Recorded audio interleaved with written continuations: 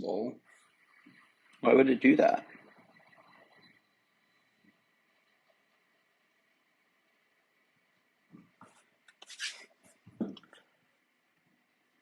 Okay, I'm gonna do a 1 hour timer. Start.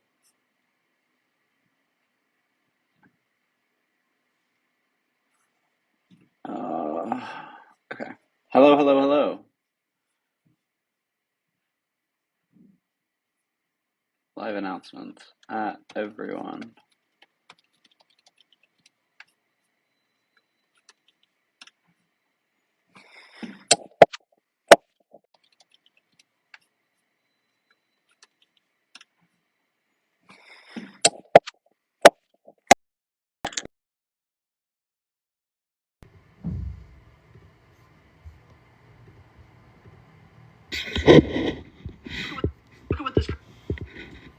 Hello, hello, hello. Can you see and hear me well?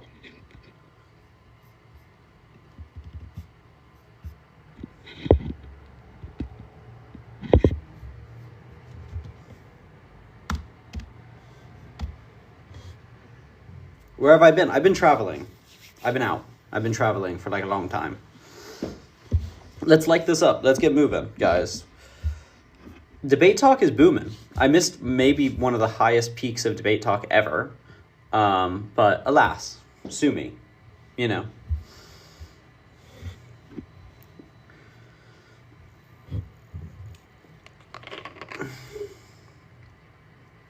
We got 50 people on here. Send likes, share, etc. You know, let's get moving. I want to have a debate. Send a guest request if you disagree. Guest requests are on. If you disagree with me, send a guest request. I need to turn up my volume. I am back. I'm going to try and do 1 hour a day. Okay, that's what we're going to try and do. We're going to do 1 hour a day. I'm going to see if I can pretty consistently do that. And we should be good. You know what I mean? You know how I feel? You know what's up? Okay. Hello, hello, hello. Thank you so much for people sharing, liking, following. Yeah, thank you so much, everyone. You're very cool. If we can like it up and share it so that people can send a guest request. I've been traveling, so I went to Greece, I went to Bulgaria, I went to Kosovo, I went to Macedonia, I went to France, and then Spain, and then Italy, and then back to France, and now I'm back in England. So I'm back at school right now, and school's just starting up. So I'm going to be kind of like, I'm going to be on and off, but I'll try and do like an hour a day, and it should be pretty much around this time most days. That's going to be my goal. That's my goal. I'm in the UK, yeah. That's my goal. Okay, we got 225 people on here. That's doing really well. Thank you so much. Send a guest request if you disagree with what's up here. Guest requests are open. It's that little infinity bottom button down here. So if you're a Zionist, if you disagree, I will try and finally be back, actually. I know you haven't seen me. I'm sorry. I am more active on Instagram, BT Dubs. So go follow my Instagram. I do stuff like that. That's fun.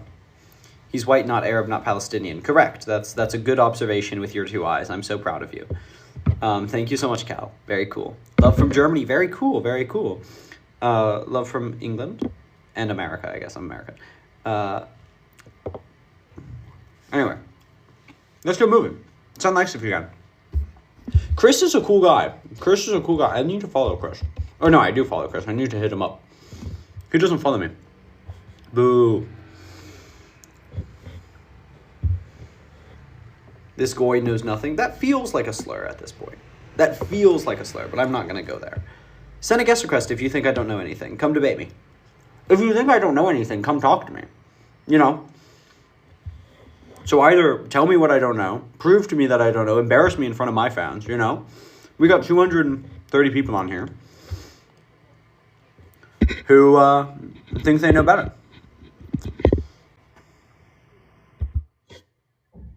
Hello, hello, hello. Oh. Okie dokie. My guest requests aren't off. I can get... Yeah, send a guest... No, I don't think they are. If they are, someone check, but I'm pretty sure they're good. I'm breaking rule 3 of the internet. I'm eating a banana on camera. I'm so sorry. Yeah, I think they're on.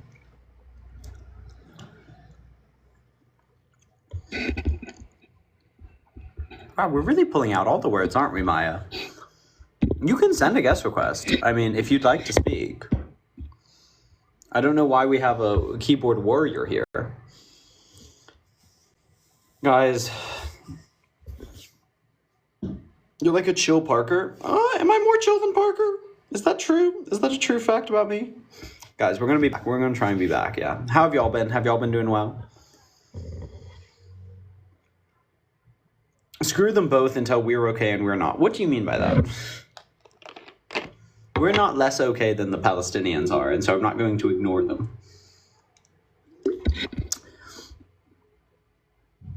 Yeah, I don't think I'm more chill than Parker. But you just haven't seen me in my grr moments, you know what I mean?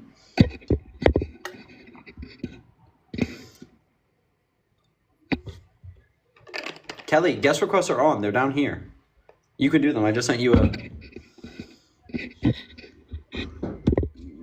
Okay. When am I going on Jubilee? Text hello? Jubilee. Yeah, hello? How was your day? What? How was your day? Good. Do you disagree with me? Also, your background noise is hell.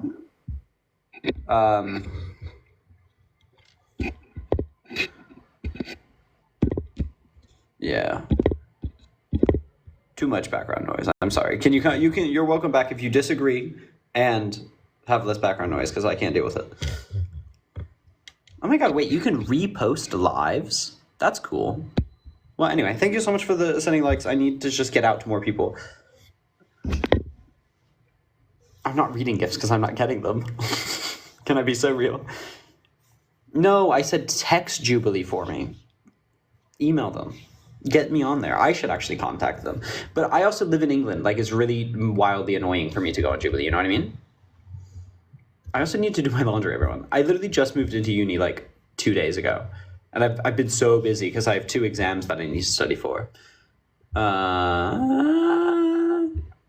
Yeah. Would you date an Israeli? Not if they were a Zionist. But if they were an anti-Zionist Israeli, maybe. I don't know if they would identify an Israeli if they were. It would depend. Depends what you mean by Israeli. Like, a person born in Israel, yeah, I don't discriminate on the basis of where you were born. But, like, identifying as Israel, like, as Israeli when, like, Israel as a modern nation state was built as a colonial project and continues to, like, commit a genocide, it's hard. But I guess I identify as an American, so, yeah, I would still date on that bit. It more comes down to what they, like, believe. Anyway. Guys, can we stop saying party time happy October 7th? Don't do that. No. I don't appreciate that. No one appreciates that. I do condemn what happened on October 7th for everyone's, like, actual views. It's not funny, really. Anyway, let's keep sending likes. Let's try and get a disagree on here. What's up, cousin? What? Oh, is that me? Oh, hilarious. Anyway. I wish...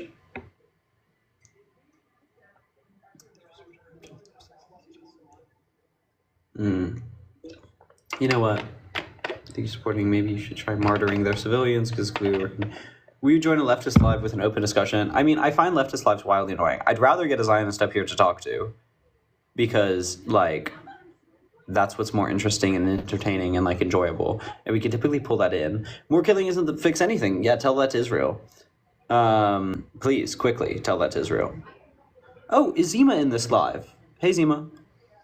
I mean, Zionists have, like, learned not to speak to me, is what I believe. I also do have, like, lower viewership right now, so, like, just very simply, I'm not getting the people I need to on here, which is wildly annoying.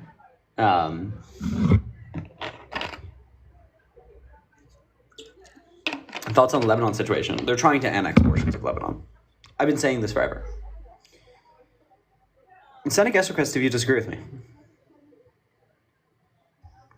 So the thing with Lebanon is, like, it's actually part of what they consider to be Greater Israel. I don't know if you've ever seen the map of Greater Israel, everyone. But it's, like, of the ideological tradition, Did Lebanon fire rockets on October 8th? No, Lebanon did not. A terrorist organization within Lebanon did. So, different things, you know what I mean?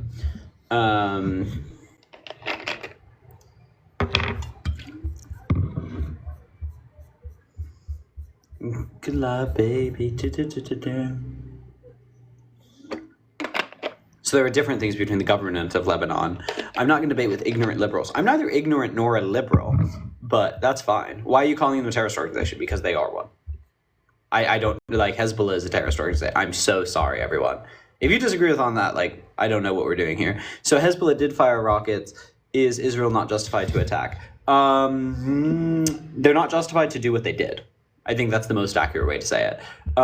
Because Israel doesn't follow international law. So when Israel talks about its right to defend itself or its right to attack, right? Well, it has no rights if it doesn't recognize the institutions of international law. That's the difficult thing. If we were talking about, like, Israel acting with international law, right, and was trying to engage in international law in good faith, yeah, we could talk about their rights in good faith and actually understand them. But Israel doesn't. Right? They just labeled the UN Secretary General persona non grata. Right? So no, like they aren't within international law. So it's almost impossible to talk about their rights per se.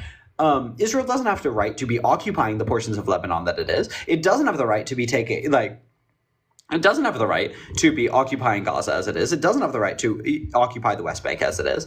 And so until Israel, stops flagrantly, openly doing that, it's hard to talk about their rights per se. Individuals within Israel, right, maybe have a right to defend themselves. That's perfectly fine. If you don't think Israel's occupying parts of the West Bank or Gaza, come talk to me, baby. Please, please, please, please. No one can even join your channel unless they subscribe, and no way. I don't know what you mean.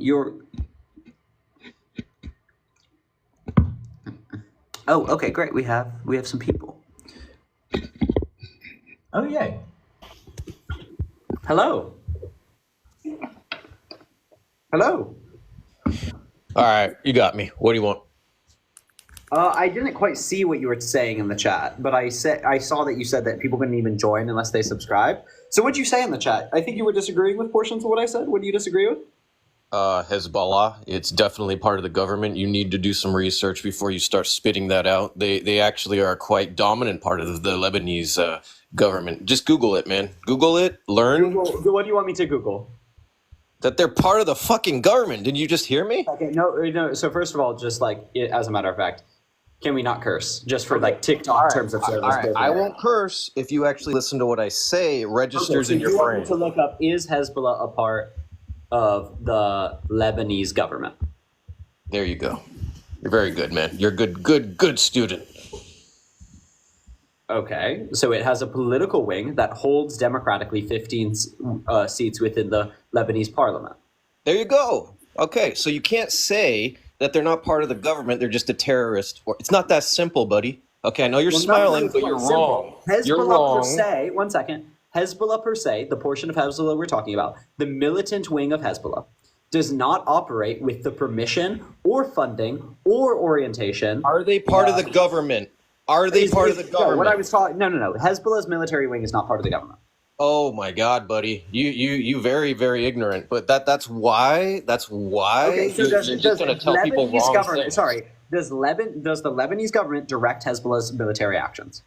They are part of the government. So what do you mean? They are the government, buddy. They are the government. They are the government. Does the president of Lebanon call the shots of what Hezbollah hits? Okay, so see what you're doing right now? Does President Biden have the control over every single little part? No, that's not how governments work, buddy. Sorry, President Biden does call the shots of what the U.S. military hits. He is commander-in-chief. Yes, correct. Okay? Does the president or prime minister of Lebanon He probably does. He probably does. Yeah, he probably has little meetings with him. How would you know? How would you know? What I'm saying is I know the actual situation here. You didn't even know they're part of the government. No, they don't. You didn't even know they're part of the government. You don't know anything. You should just kick me, buddy, because I'm just going to make you look dumber and dumber. No, sorry, Boop. No. Answer the question.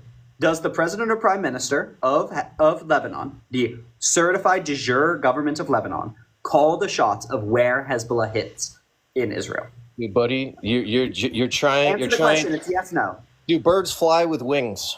Answer the question. No, I'm not going to answer your stupid questions. The Oh, question okay. I was, don't know what is I don't know Hezbollah what part we're of the doing here. I government? don't know what we're The doing here. question The was answer is Hezbollah no. part of the The answer government. is no. The answer is No. yes. The Was government, Hezbollah part of the government of government? Lebanon does The not call the answer shots of is what Hezbollah does. yes. Oh, you did answer it. Yes. Yeah, If okay, you you're want to wrong. stipulate Bring me all a the source. stupid Bring me a things source and showing little that. Because the definitions saying, president oh, of the Lebanon, president doesn't, sorry, you're he so doesn't wrong. The actually say, president of Lebanon go kill has everybody. condemned their actions.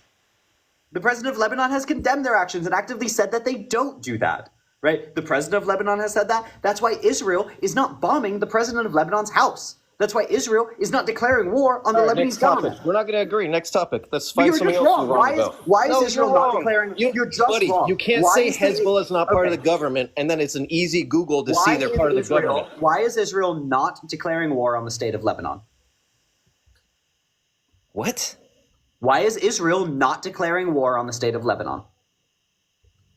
Why are they not declaring war on the state of They Lebanon? are Probably are Hezbollah. gonna. They probably will if They Lebanon aren't. doesn't They do aren't. it. They didn't when they did a there's full-scale two things invasion here, man. in There's political. There's 2007. There's political reasons for not doing that. They don't No, want to it's make because war with their the enemy is people. not the state of Lebanon. And actually, They the don't- state of Lebanon The helps enemy's them not the state achieve of their Lebanon, but you political just said they goals. want to annex Lebanon. You just said they wanted to They annex want to Lebanon, but annex that portions they, of Lebanon, absolutely. you can't say Do you know who both currently things. They want controls to those annex portions? Lebanon, Wait, yet they're not Do you know who enemies of currently the people. controls those portions of Lebanon? Boop, are you there? Yeah, but every time I talk, you're Do you just know? shouting. Do you know who controls those portions of Lebanon that Israel wants to annex? You just said they wanted to annex them when Do I you know first. what those portions of Lebanon that they want to annex? Who controls them?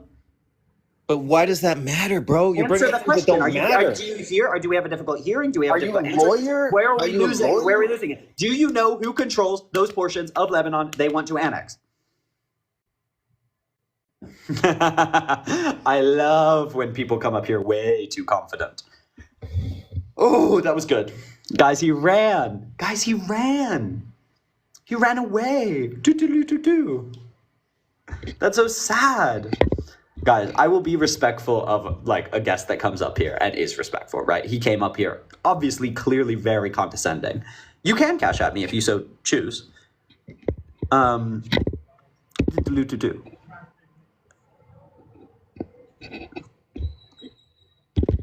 Yeah, if you come up here like doing that, I'm gonna respond. But he ran. That's embarrassing for him because he came in here swinging. Anyway, hello. How you doing? By what method do you establish Israel as a criminal state? Well, I look at the international law, and then I look at their actions, and I see that their actions violate it. Can you be a little bit more specific, please?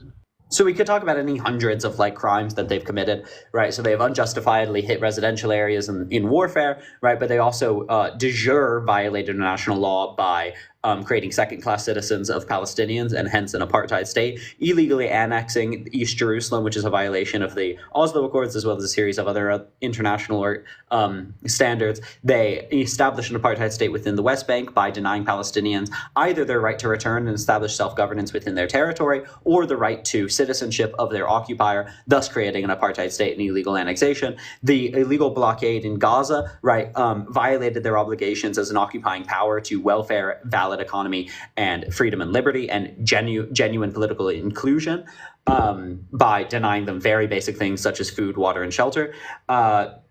So that's their illegal annexation, de jure annexation of the Golan Heights was a violation of Syria's sovereignty and a violation of international law, clearly. Yeah, so that's a good place to start. So would you say that in response to the bombing of Rotterdam, state of England, the nation of England bombed Hamburg? Would you say that was if the exact same situation occurred today, would that have been a war crime? It might have been. Well, if that's where you're going to hang your hat, Do you think that international law should exist? I think that international law should exist, but I also So do you think think that like the international Geneva law, Convention is a generally good thing? generally, it is a good thing. However, Okay, so what I'm talking about is very flagrant violations of the Geneva Convention. right, very Which is what flagrant. Israel's But you, doing, right? So we're but not you talking about really, little minutia of warfare. We can talk about whether Nagasaki, Hiroshima was just like that's fine, But like the annexation of East Jerusalem, that's a violation of international law, clearly. Wait a minute. The annexation of East Jerusalem. East Jerusalem was actually it was lost in 1948. The Israeli side lost East Jerusalem in 1948. They gained it back in 1967 after being attacked initially by the 5 Arab armies. Actually, So Israel shot the first shot in 1967. no, Sir Cautious Bella, you know it. You know what that means. First of all, they were denied access to the. Wait, sorry. Are you saying that the Arab nations shot the first shot in 1967? No, I'm saying that when you Okay, but you just said that they attacked first. That's not I said true. cautious Bella. You realize that when a nation is So you were wrong when you said they attacked first. no, I was not wrong. Cautious Bella. I mean, So the initial attack Arab takes place nations once attack you first mass. in 1967. Yes, they did. Okay, Once what again. attack? By massing their troops on the border. But is amassing troops on a border an attack? Yes, it is. It is. Wait, that's fascinating. Wait, so when I put troops within my own sovereign territory, that's an attack? When you mass troops on your border against another nation, and that massing of troops is perceived as an imminent threat to the existence But of that's an a imminent nation, threat. That's not an attack. that is an Those are two immediate different threat. words. Yes, absolutely. But it's still an act of So war. if you amass troops on your own sovereign territory, you think that's an attack? That is an attack. Yes, it is. It Okay, is. that's just not Okay, what the word it is. It I mean, is. even Okay. Israel Okay. called it Okay. a Okay. preemptive Okay. strike. Okay. If we're going to get into a rhetorical thing over this, it It's is not rhetorical. reason. You're using a word wrong. Okay, it is a proper reason to, in fact, That's fine. It defend just means yourself. what you said was incorrect. You think No, it Israel was doesn't. It doesn't. No, justified I'm in not going to concede you that. think I'm Israel not was going to justified concede in that. starting Okay. a war in Okay. This is 1967? your show. You want to just move on. Fine. Go ahead. No, I'm not moving on. If you want to Okay. move on, Fine. that's fine. No, fine. I said you When think you Israel okay, was then once justified again, in you can starting a just say war in yes. We 1967? can just go yes. This is a he said she said situation. Right? You can say yes. What's I he can say said? no. She said However, about it. once again, sir, You said once that again, the Arab nations attacked first. That's wrong. when you mass troops on that border, on your border against another nation, and that becomes that is seen by the international community as an imminent threat, that is in fact an act of war. Now, not only were troops massed on that I border, mean, but they so are were of course tariffs, but surrounded. that's fine. Excuse me? Well, So no. are If you tariffs. But once again, even Israel absolutely, called what they did a preemptive strike. So you're just wrong for calling, for who saying in the Arabs shot Israel first. called it a preemptive strike? Even Israel does not believe it was they shot first. You're just wrong. Oh, But really? fine. As to the actual point, so the president at the time of Israel said that they Wait a minute. engaged You in a just said preemptive strike. collectively Israel. You just said Israel, the Israel state said of it was Israel, wrong. the people that speak for Israel, the Israeli president and executive, correct? But as to the point that you were making, which is that they won it I'd in like to war, see that. under international law, if you fight someone in war and you take land from them, can you legally annex that into your territory and claim it de jure as yours? Is that what international law says? Whenever you are attacked and you have taken land in a defensive war, then that is the exception to the rule. If you are Okay, where attacked, is that in international law? Because that was explicitly I looked it up. outlawed. You're wrong. That's not international law. International law states that rights of conquest were illegal and that a mutual recognition of the sovereignty of nations, including in quote unquote defensive wars, must be respected. That's not the information that I got in Britannica, sir. That's all I Okay, can tell where'd you get the information? I looked it up on Britannica. I asked the question, Okay, and then it what just said that the Britannica article does exception. this, right? It just said, I look at. I don't look at what I did. I'm telling you what I did. Okay, you can take it for you. You can look it up yourself. Fine. I know this because I know the law on this. You are wrong, so I want to know what is spreading incorrect information. Oh gosh. Okay. Hold on. Look at you. You look it up. Okay. I don't want to get bogged down into a. I don't see any Britannica. The right of conquest. This is Wikipedia. Just Google. Do you really want to do this right now? Okay. Well, it's just you're wrong. So I mean, we can either accept that you're wrong, or we can find a source that agrees with you.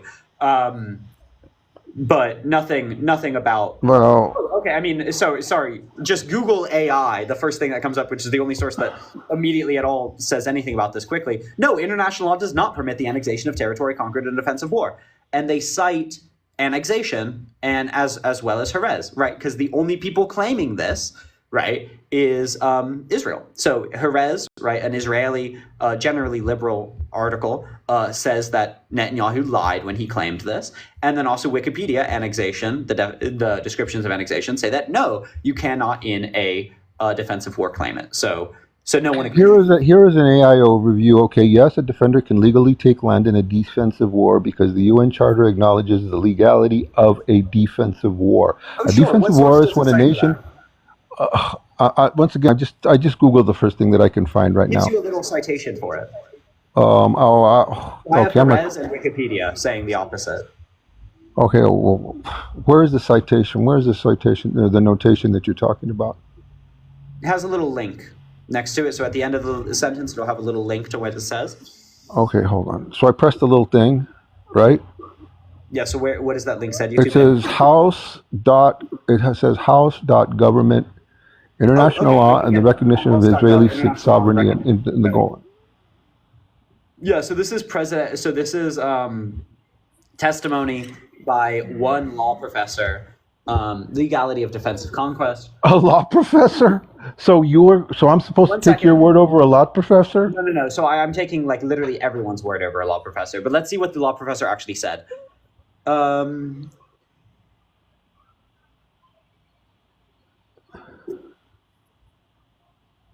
Evidence, source prohibition, post charter understands something over.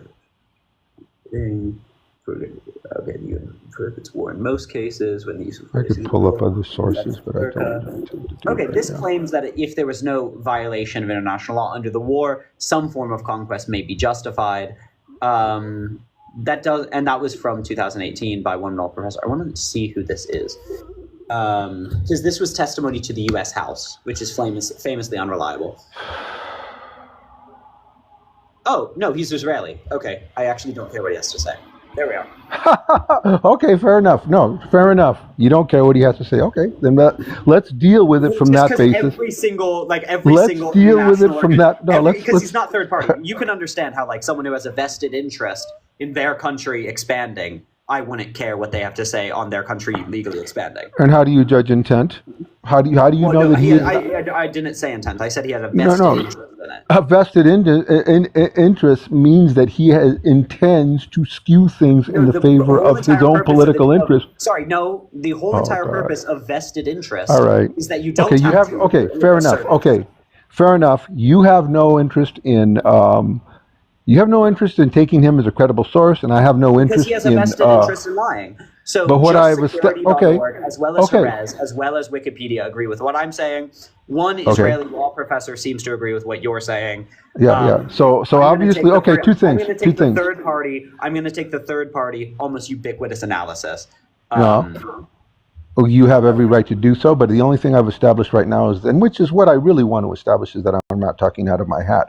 Okay, I gave you a credible source, and you say that it's incredible or lacking of any credibility. An Israeli scholar on the legality of his own country. A scholar, sir. Now, am I going to take a scholar, or am I going to take some Breakfast Club-looking kid on TikTok?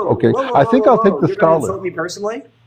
I was just kidding. Okay, you know what? As a matter of fact, I'm going to do something. By the way, sorry. No. I'm going to take a step back. I'm going to take a step back. I'm going to take a step back and apologize. I screwed up. I can't apologize for that? No, I did. I apologize. That was, you know what? That is something that I do not like to do.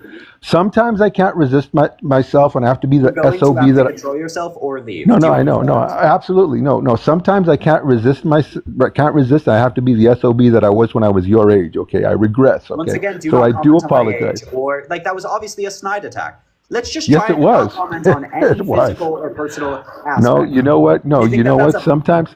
Do you think that that's a fair rule? Absolutely. No, I apologize for your comment just then. Okay, I apologize. Okay, I apologize in any way that stay on topic. I submit to. Okay, I know. No, that was stupid, and although it was kind of clever, it was stupid. Okay. Nope, nothing was clever about personal insult. Okay, fair enough. And then I apologize even for the last statement. Do you think that their annexation of the Golan Heights and East Jerusalem is legal when the UN has explicitly and multiple times claimed that it was illegal? So has the ICJ. So You know what? I'm the gonna be ICJ honest has with you. disagreed with you. The UN General Council has disagreed with you. Amnesty International You disagrees know with you. what? Human Rights Watch disagrees with you. I am going to be completely honest with you, sir. I'm not a legal scholar. When indictments are laid down, when it goes to the ICC, and then you in fact have It's been not only ruled an on in the indictment, ICJ. not only an no, the ICC. I'm sorry, but the ICC. When indictments are laid down No, to it's the been ICC, ruled upon in the when ICJ. The case there has gone through. is when there is a call to justice that leads to the prosecution of individuals or collectively the government, then I will look at it from that point. That has happened. The ICJ has submitted When an advisory ruling. when governments are found to be guilty by the International The Criminal Court, ICJ released an when advisory ruling finding them guilty of the crime of apartheid. I said ICC, sir, not ICJ, Why do you trust the ICC more than the ICJ? because the ICC has prosecutive powers, and the ICJ merely, for lack of a better term, right now they're merely nothing more than an observational element. They do not send people to jail. They do I'm not. so sorry. Do you think everyone that has been indicted by the ICC has been sent to jail? No. But Okay, so I mean, want Putin, who was something. Sorry, Putin, who was indicted by the ICC, went to Mongolia, a ICC signatory country, and was not thrown in jail.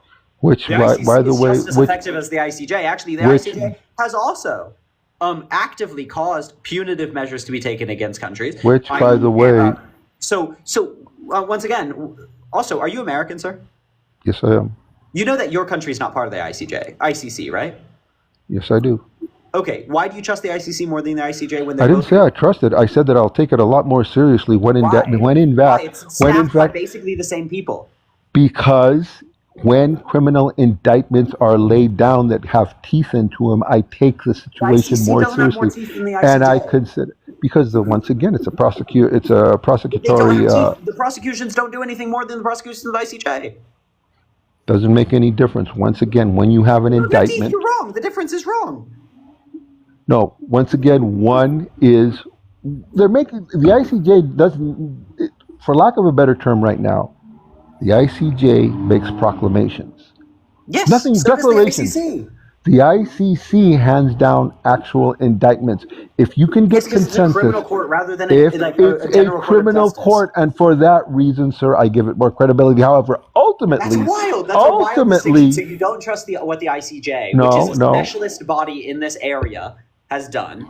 But you do You're trust the taking what ICC, which is not a specialist body. In I didn't territorial. say I trust them. I said that I will take the allegations The ICC more will never seriously. rule on, the ICC will never rule on whether Israel has committed the crime of apartheid. Okay, then everything else is speculative, because ultimately, sir, what's going to decide this conflict will have nothing to do with the ICJ, the ICC, don't or care in the the first Geneva place. or the Geneva Convention. What will decide this is an element of power. Who wins this conflict? So we can sit here, And we can you play all the using your little. breath to support an apartheid genocidal state is giving them power. No, it's not. No, it's not. It's me. Clearly it is. That's the It's whole point of me. public advocacy. Look at no. See, you're operating now. You're making it. You're launching accusations against my intent. No. I'm my saying by intent. being up here and using your breath to support a genocidal apartheid state. They're not a you are giving them genocidal. power. They're not a genocidal apartheid state. So first I mean, of all, we they're can not have an that apartheid discussion, state. but if you want to stay Okay. in realpolitik, right, and you want to say, well, all that really matters is matters is power and who has the bigger guns. No, Right? Then what no. I'm telling you is that you are choosing to use your power to Okay. support them. We can talk about Okay. analysis. Yeah, I think Israel's going to win. Yeah, I think they are going to successfully genocide Yeah. a lot of Palestinians. Yeah. We can have that analysis if you want, Right. I'd rather have the discussion of, hey, we're two people who have independent political power by speaking on this, right? Because we are both American citizens, and our government is the one who determines it. Do you think Let's that talk about how they should have it. So why do you not think they're an apartheid state? Well, because you have.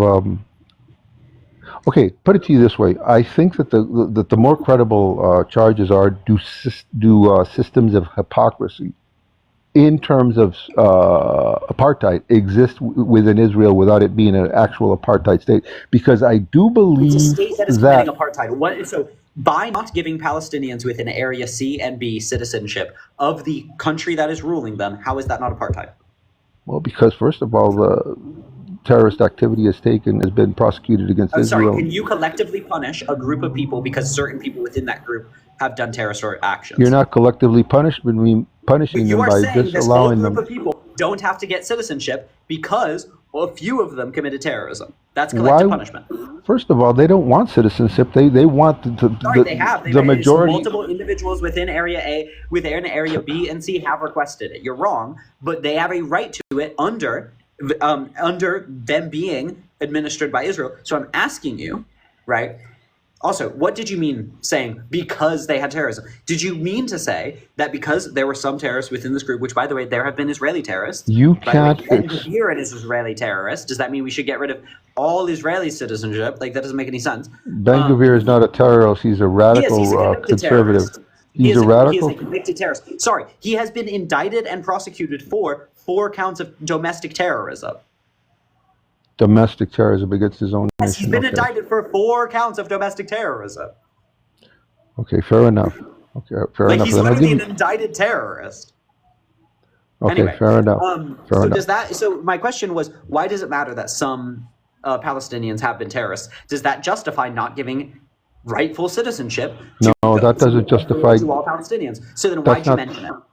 because I'd that's say not that's a what racist double standard.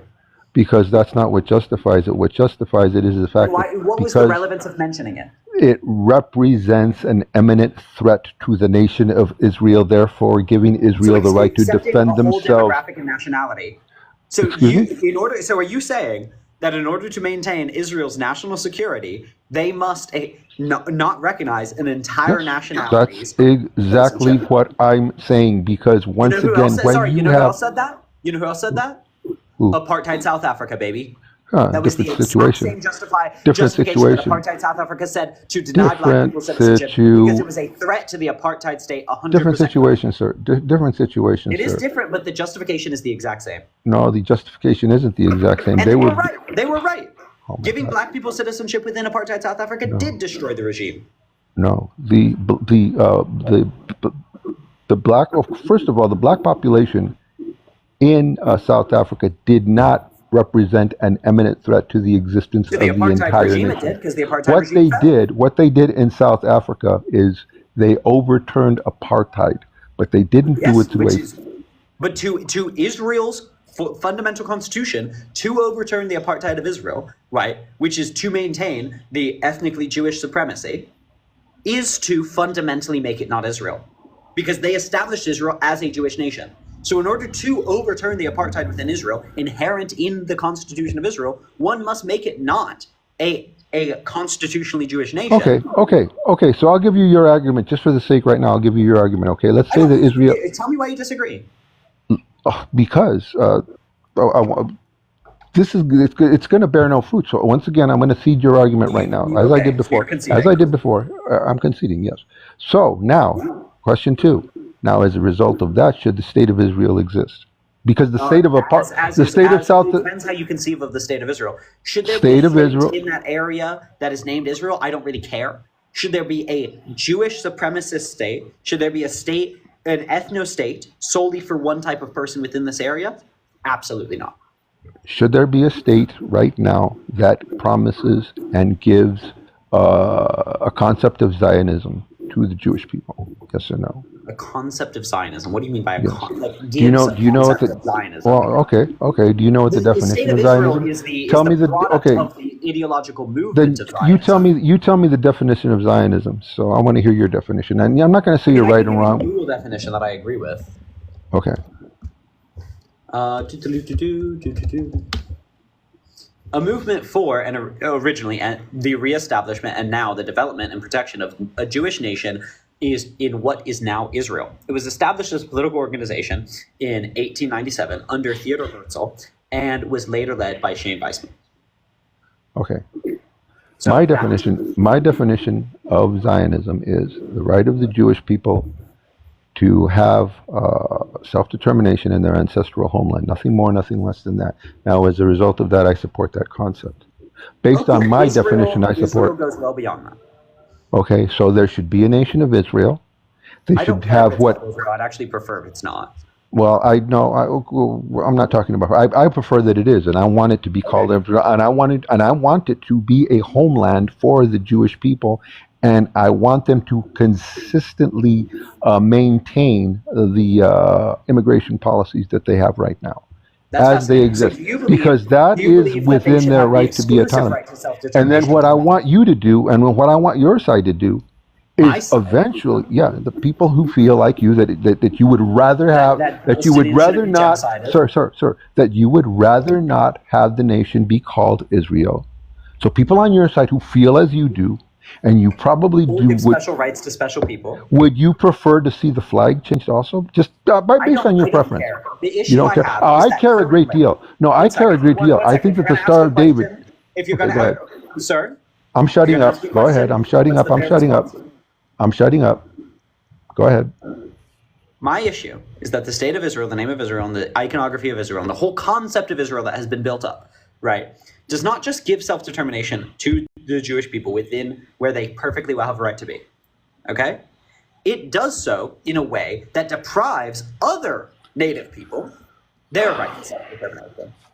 And so that is fucked up and has been a colonial genocidal state for its whole existence. So any association with that state, no, anti, bad, right? So, but if we could all wipe it clean and start again and say, okay, Jews have a right to be here, right? What should we call the nation? I don't care if that whole legacy of the name of Israel is gone. I don't really care. We can call it Palestine, we can call it Israel, we can call it the Holy, I don't care. The point is when you say, a right of self-determination within their ancestral homeland, you're sneaking in an idea that they are the only ones with a right to self-determination within their homeland. So I'll ask you directly, do you believe that the native Palestinians, the people that were there prior, right, to there, that have been living there for generations on generations on generations, do you believe that they have a right to self-determination within that very same land? I believe that they have a right to self-determination once they have their own nation, which I believe should exist alongside by side with the Israeli nation. Can I just ask, do you believe that Jews had a right to self-determination within that land prior to the foundation of Israel? Absolutely. So you are, sorry, just to be clear, you are saying that the native Palestinians do not have a right to self-determination prior to the foundation of their state. But but Jews do. How is that not racism? I'm going to repeat what I said. I said that the people of Palestine, who are Palestinian people, and I recognize them as such, have a right to self-determination once they establish their own independent... But you believe that Jews had a right to self-determination prior? Yes, so one absolutely. group of people had a right to self-determination always. One group of people you give preconditions and qualifications on. No. Why? Both people have a right to self-determination, but they only... I'm being 100% equal because both sides have a right to self-determination. Only one side pursued and succeeded in attaining nation-state status as recognized by the United Nations, and the other side, sir, the state of Palestine is recognized as an observer state within the UN. Observer state doesn't give you. They'll never sit at the Security Council. They'll never be. They're more or less overseers. They're more or less in the. They're more or less in the. They're not. They are not a nation. They are not a nation state with the right to self-determination. What they are is they're a region. Sorry, I'm intrigued. They're a region. region. Where we're going here. Humans have right to self-determination. Yes, they do. Yes, they do. Okay, but so the Palestinian and peoples as a collective have a right to self-determination as well. Yes, they do. Okay, so do the Palestinian people have a right to? Do the Palestinian people have a right to self-determination right now? Once they attain nation-state status as recognized, so once they petition. I'm going to start that again. Do I, as a human, regardless of my national identity, have a right to self-determination? Yes, but you don't have a right to self-determination if you let's say you decide to go to China, right? And you I maintain my right to self-determination in China. Not within the nation of China. Yes, I do. You are an American. You have the right to self-determination, but once you go there, you live under the dictates of their system. Yes, and when I live in America, I live under the dictates of the American system. That's not what we mean by self-determination. Yes, it is. Okay, put it to you this way. Okay, would you consider that the right to free free speech imperative, is a very important part of the right to We're self-determination. You talking can about say whatever you fundamental want. human rights. No, we're talking about the full right. Don't you think free speech is a fundamental human right? Yes. Okay, now you go to China and you say things that you Yeah. could legally say in America, and in China you will be sent to jail. Okay, quite, or you could even be unalived. Okay, possibly. You're more likely to Okay, be unalived in America. That's fine. no, that's not true. Come on, We my friend, you per can capita slaughter more people than China does. not over free speech issues, sir. I mean, I would consider innocent black men that just like mouth off to the police free speech issues, but that's neither here nor there. That is not official policy of the United States, and you know it. What you Seems do, pretty see, official when they keep doing this is the problem I have with people who are on your side. Who, by the way, I find you credible. Okay, I don't think that you're talking out of your hat. Like obviously you think I am. Okay, but I will say this: that I don't care. I would prefer we talk on substance. No, I am talking on substance. What you're okay? I really don't care your opinion of my side. I don't have a good I'm view of your not going side to either. waste a lot of time saying things. Okay, Don't if I waste throw any time then. I throw out olive branches. Beautiful. So in On top China, of being an or SOB, negative at view of times China, I'm which by usually and a large nice. has more freedom of speech than we do, just to be clear. But Are you're going to say that communist China has more freedom of speech than the United States? I am going to say that. Okay, you know what? In my opinion, when you're dying from, you can't speak when you're dying from preventable diseases. You can't speak when you're dying from when you're like physically not able to live because you're unhoused. You're not free when you don't have access to childcare. You're not free when you have these things. But anyway, that's what I mean by that. But okay, so you go to China and you get arrested. Yes, I can tell you they are infringing upon your freedom of speech because you still have a right to freedom of speech, but they are infringing upon it. Yes, sir. What, I mean, if we want to talk philosophy, okay, yeah, we all have rights to self-determination. But that's what We should all exist within a co-op where we all have equal rights within every place that we go. But that's not the way the world works, sir. Well, So if you say certain things in Russia, if you say certain things in China, sorry, the word you're looking for is civil rights. no. What we're trying to establish here is you're trying to say that the Palestinian people have every right that the Israelis do within the Israeli nation, but they are not Israelis. And there are civil rights. There are Israeli people who are Arabs who come from the region, but they are not. But the Palestinian people who live on the West Bank and who live in Gaza, by the way, many of whom in Gaza. Can I just try and correct you for 2 seconds? When we are talking about rights, it's important to distinguish between two things that we're talking about. They're both valid concepts that exist. You're just using them confusedly. Fundamental human rights and civil rights. Do you understand the distinction I'm drawing there? Yeah, but the real distinction is this. No, before you, can you tell me the distinction being drawn there? Okay, repeat it again because I was about to make a point. Fundamental human rights. Right. Civil rights. Right. What is the distinction between those two concepts? I would say that civil rights exist within the laws of each nation, and the fundamental human rights are the laws that we all have as human beings, as a co-op. So when I go to China, do I lose my fundamental human rights? Quite possibly, yes. And if you go to Russia, the same, yes. Then we don't understand the concept. No, we do understand the concept. You're talking philosophy, and I'm talking about reality. You go to Russia, and you do certain things that you do here, and you're going to the gulag. I'm talking about how we use these words. I'm talking about reality. I don't care about how we're using words. I'm talking about you do certain things in Russia that you can do in America. Yes, you are going to the gulag. They infringe upon you, but that is reality.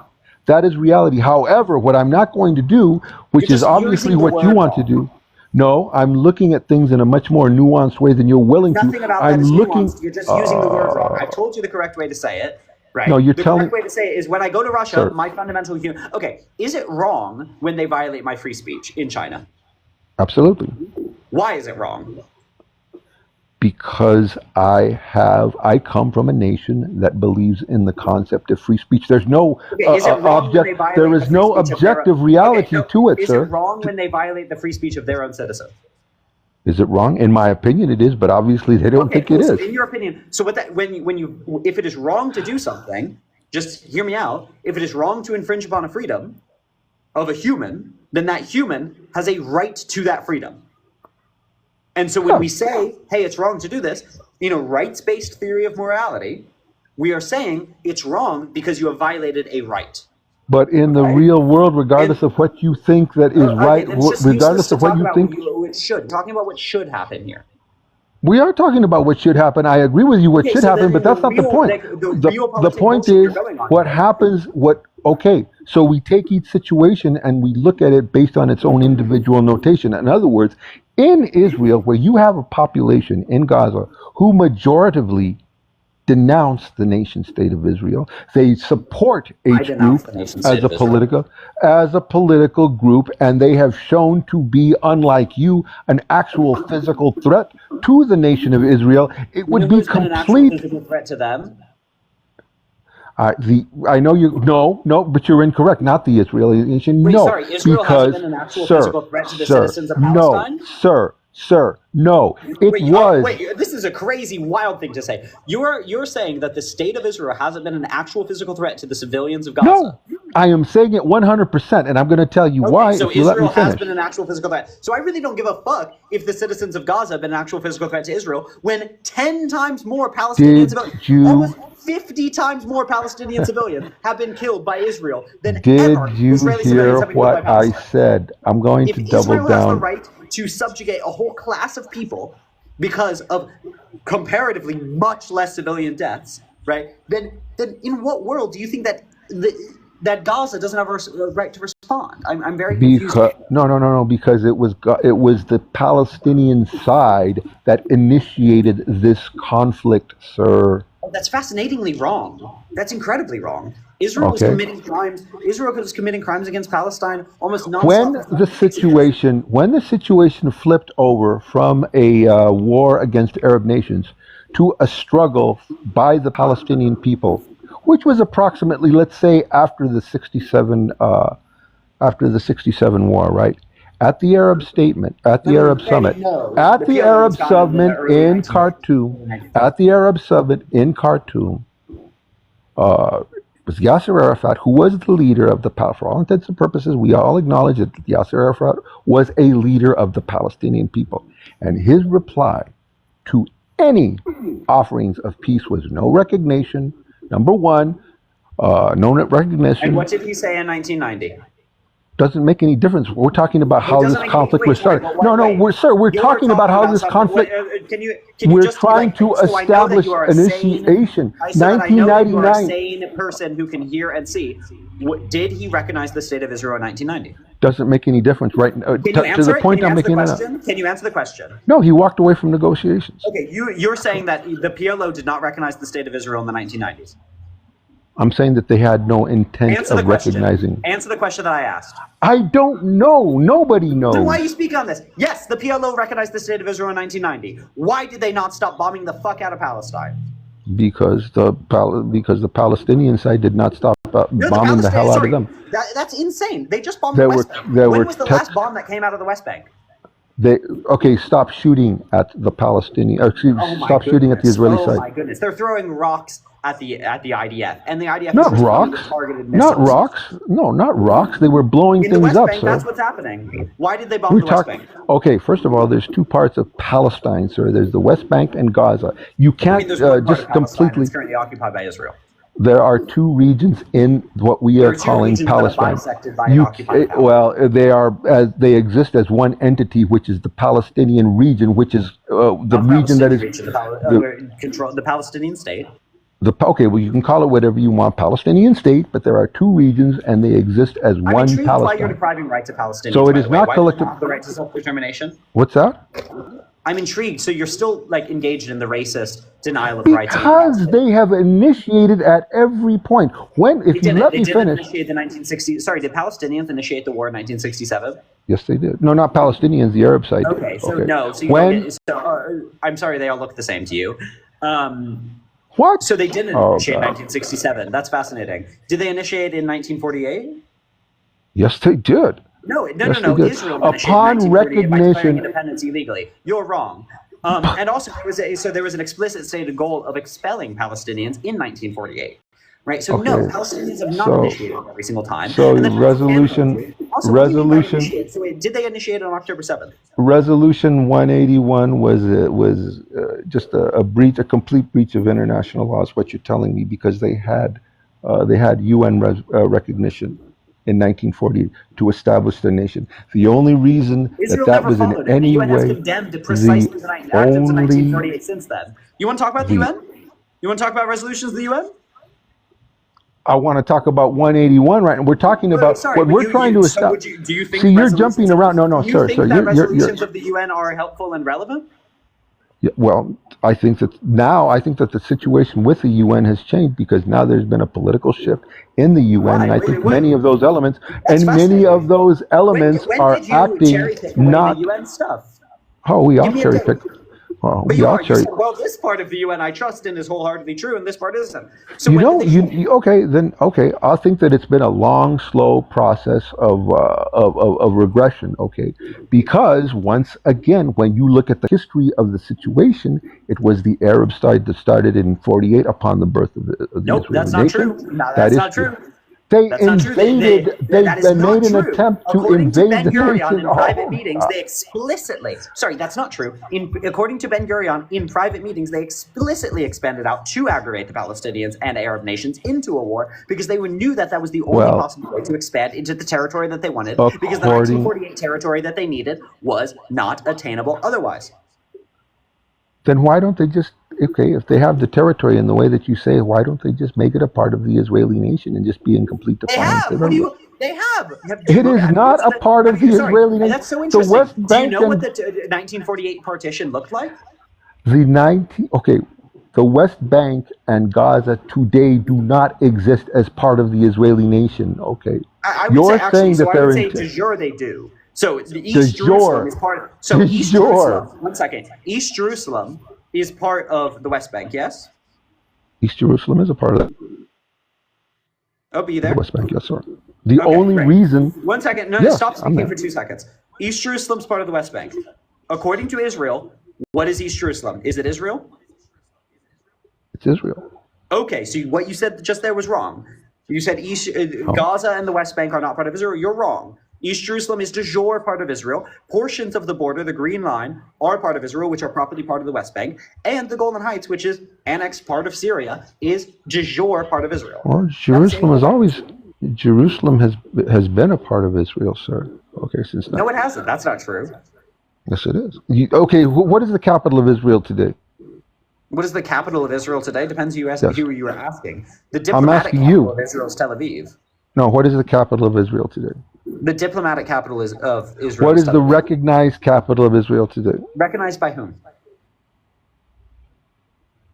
What is the recognized capital of Israel today? That's all Depends I'm who you're asking. asking. It's either unrecognized because Israel is not recognized, diplomatically Tel Aviv, or West Jerusalem. Okay, it's Jerusalem. Okay, and you know it. Why Okay. ask me a question? Honestly, Because you're telling me that Jerusalem exists as a part of Palestine and it doesn't exist as a that's not part what of I said. What Palestine. did I say? They had the That's not what I said. What opportunity. did I say? Repeat yourself because I'm not going to I try don't know to. why I'm speaking. I really don't. If we're just gonna lie about what I said, like after I say it like 4 times, I don't know. Okay, What so we're then doing. you okay? No, okay, then I we're really straight don't. then. I really don't. Then no, What no, I said no, was no. that I'll repeat, and I actually want you to listen this time. East Jerusalem, according to the UN and pretty much every independent organization that has ever looked at the happenings of the international law in this case, is rightfully part of the Palestinian state and has been illegally annexed by Israel following 1967. It's been illegally annexed by Israel. It was taken back in a war that was started by the Arab side, sir. How And is we're that going to go back to this illegal? point. You cited one Israeli propagandist to support your point, and Citing the history. I have every single third-party organization showing you that you are incorrect on the international law. The ICJ has ruled that you are wrong on this. The UN General Council has ruled that you are wrong on this.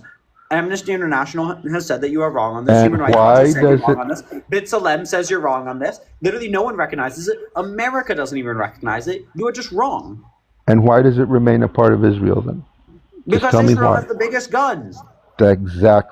Exactly. And this is what ultimately is going to decide this conflict. Should Okay, the then you're saying that Palestinian? the British were right in colonizing. You're saying America was right in slavery because we could do No, it. I'm You're not saying, talking about you're right or saying wrong. that the I'm people no. with the most guns can just do whatever they want and they're Hey, justified in doing it. let me tell you something, my friend. I'm very pro-American. Okay, I am glad that we won the Revolutionary War.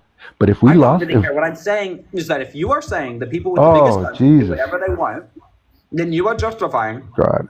some of the largest atrocities in the You world. know, sometimes I wish that I was a little bit more popular so I could have a home place and I wouldn't have to cede to everybody the right to the microphone. I have no home place because I support a two-state solution. So being a compromising bloke, I'm always on the other guy's turf. Now, having said all that mishmash, I'm going to tell you this, sir, that regardless Don't of what tell I me. feel, Tell me why you're justifying the worst atrocities in the world. because ultimately, as the world exists today, the organizing principle exists in a concept of warfare. Had we lost the Revolutionary War, I would be under British authority today. That is just And it would be reality. unjust.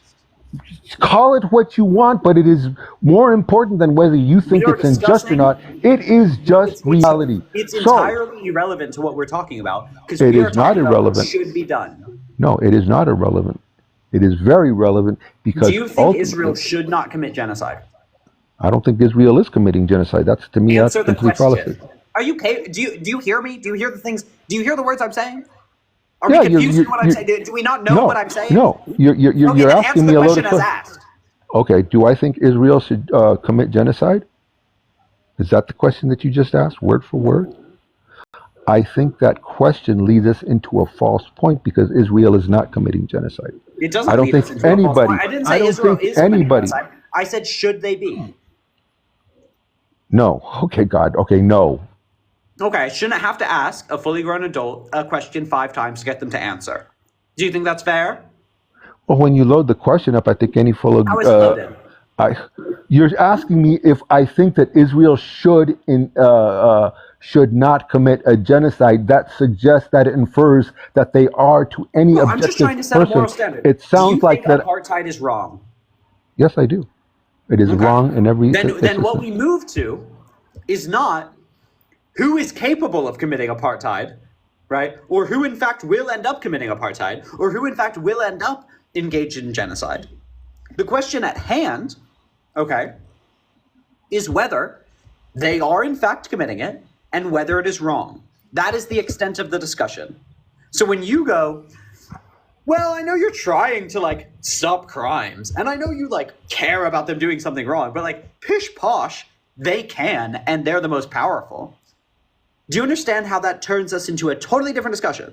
The question of what is wrong and what they are doing has nothing to do with who will end up being able to do it. Do you understand how? No, but I'm not going to be able to convince you that Israel is doing right because obviously you I think they're agree doing because wrong. they aren't. So you keep trying. No, to you pivot the agree because discussion. you think they aren't, but you're absolutely Then we have a incorrect. discussion about it. You have Don't pivot away from it.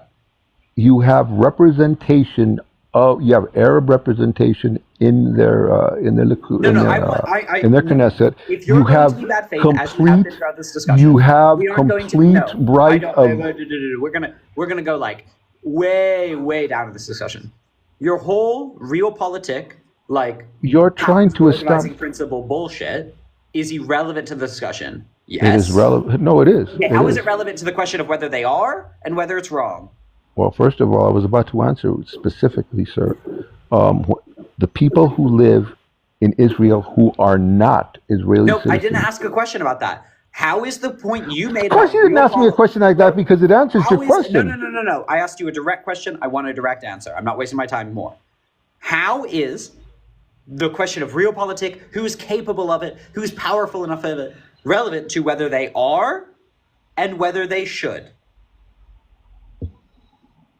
It is not relevant, which is why we're having this philosophical debate, which is secondary. Stop wasting everyone's time. Thank you for admitting you wasted my time. Now answer the question. We can have the discussion of whether they are. Can you stop bringing up the realpolitik, like edge bro bullshit of, it's who's powerful. Actually, like slavery was okay because they ended up just actually being more powerful. Actually, all the genocides in the world were okay because they were just more powerful. That's the actual argument that goes on. So let's talk about whether they are and whether they should. Are you interested in that discussion?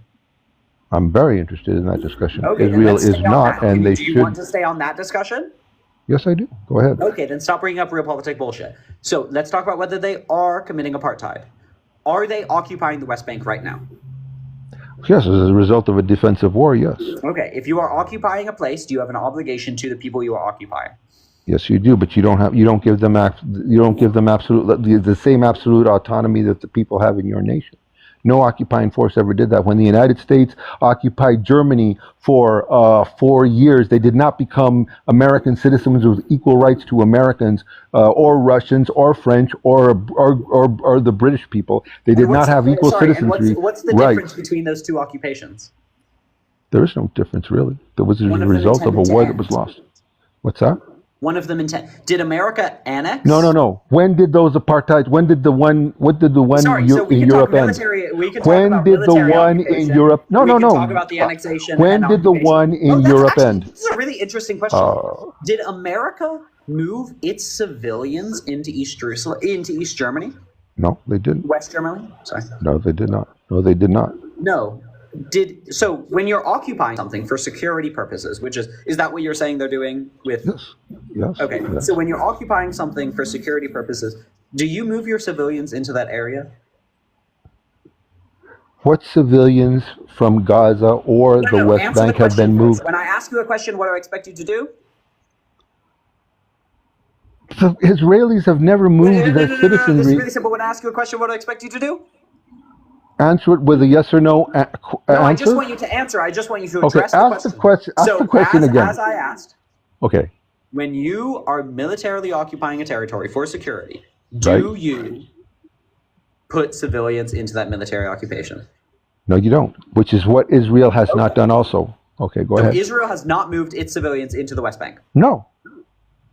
Okay, we're not living in reality. So the settlements of the West Bank don't exist? Under Area C, where Israel has... Is Israel occupying Area C? Yes, and what supersedes any international... Israel occupying Area C for security purposes? No, they're occupying Area C because this is what the Palestinian side agreed to during the Oslo Accords. For what I don't know for what purposes, but that was the way the agreement... What was the purpose of setting up Area C? Purpose of setting up Area C, I don't know what the purpose was, but I know that... You don't know what you're talking about. Area C was set up for security purposes. It was claimed to be yes. Okay, I know. And when you set up, I don't know where you're going. I don't know where you're going. Occupation for for security purposes, you and I have agreed, okay, that you don't put civilians into that territory. The fact that the Arab side or the Palestinian side, agreed to Area C being under the authority of the Israelis supersedes anything. That was an agreement that was... They didn't agree to settlers. Excuse me? No, they didn't agree to settlers explicitly. Okay. They did not agree to settlers, but they agreed that Israel was in charge of that area. Yes, but with they held domain over the area. With an obligation to consistently transfer more and more power to the Palestinian Authority. It was a transitionary agreement. Provided that the Palestinian side stopped shooting at them, sir. Did the PA shoot at Israel? The Palestinian side has consistently... No. It was an agreement between the Israeli state... Palestinians... No. You're ducking the question. Call me East LA, that's fine. East LA. Did the PA shoot at Israel? Palestinian side, the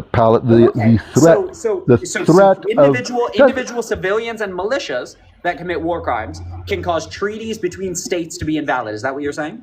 If it represents a direct threat to the existence or the autonomy of the nation, yes. To the security of the nation, yes. PA doesn't have to do anything for Israel because settlers in organized gangs have lynched Palestinians in the West Bank. Is that what you're saying? Well, then you hold those settlers accountable. You hold those. Okay. You hold those settlers. Israel has not. Do you condemn Israel for not holding their domestic terrorists within the West Bank to account for lynching Palestinians?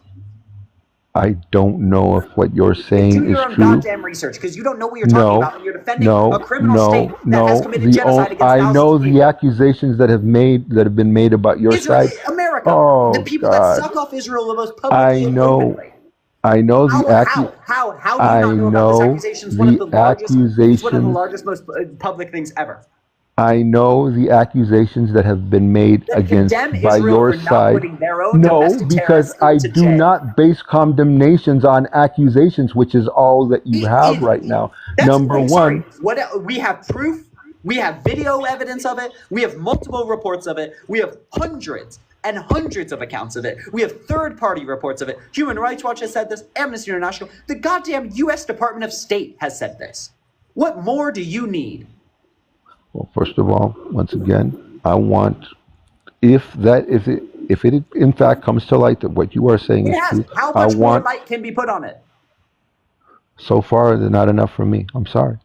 How much is Because enough? what sir, I am aware of the history. I So am how aware. much is enough? I am going to double down on what I said initially. The Palestinian side, by No. means of, How much is enough for you to condemn Israel for not holding to account their domestic terrorists? I can ask the How same much? question of you. What How would it much take? is, Tell me. Actually, answer the how question. much, okay, enough evidence to where there are prosecutions laid down. Now, let me ask you a Prosecutions by question. whom? Prosecutions by whom? I don't know right now, really, Prosecutions by because whom? if the, Israel? We're holding Israel to account. Who would no, prosecute them? In order for you to condemn Israel for lacking prosecutions of its domestic terrorists, you're saying they would have to prosecute their domestic so then let terrorists? me ask you the same Who would question. prosecute them? Let me ask you the same question then. If you ask me the No, so question, now you're saying you don't know. So you're saying there's literally nothing. no, There's I literally literally, nothing that would cause you to condemn Israel so for not holding domestic terrorists to account. I'm going back to my original philosophical argument, which is that the Israeli nation not only has an obligation to exist to its people, but it has a right to exist. Okay, So it has and an until obligation to allow. It has an obligation to allow its it citizens to has lynch an Palestinians.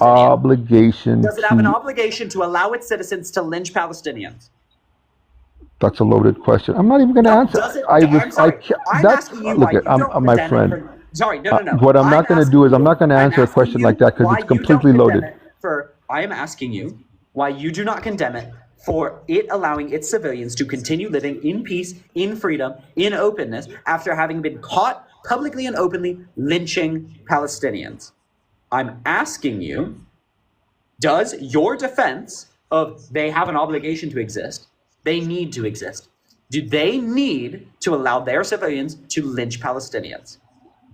They don't need to allow anybody to be lynched. Okay, No, then how the sir. fuck does their right to exist have to do with whether you can condemn them for allowing domestic terrorists to continue to live in freedom within their country?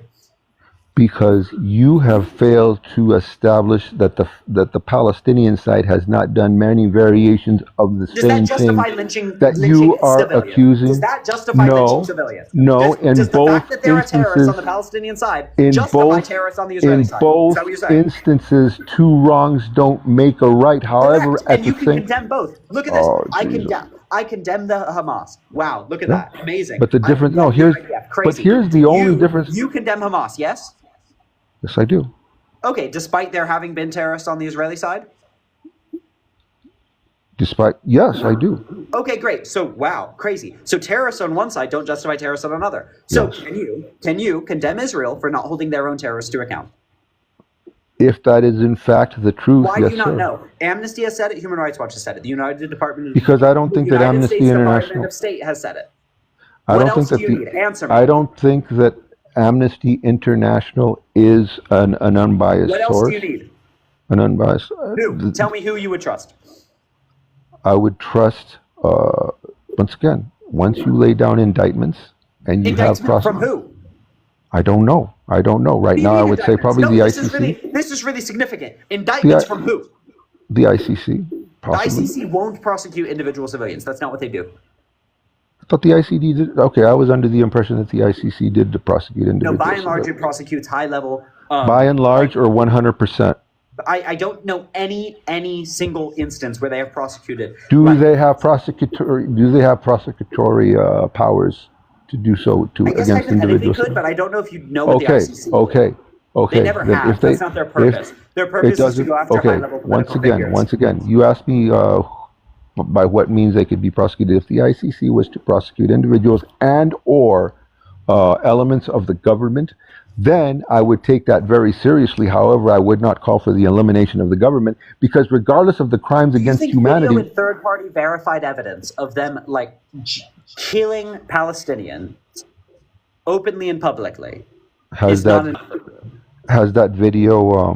Has that Yes, it's video? released. It's public. Look at this at all.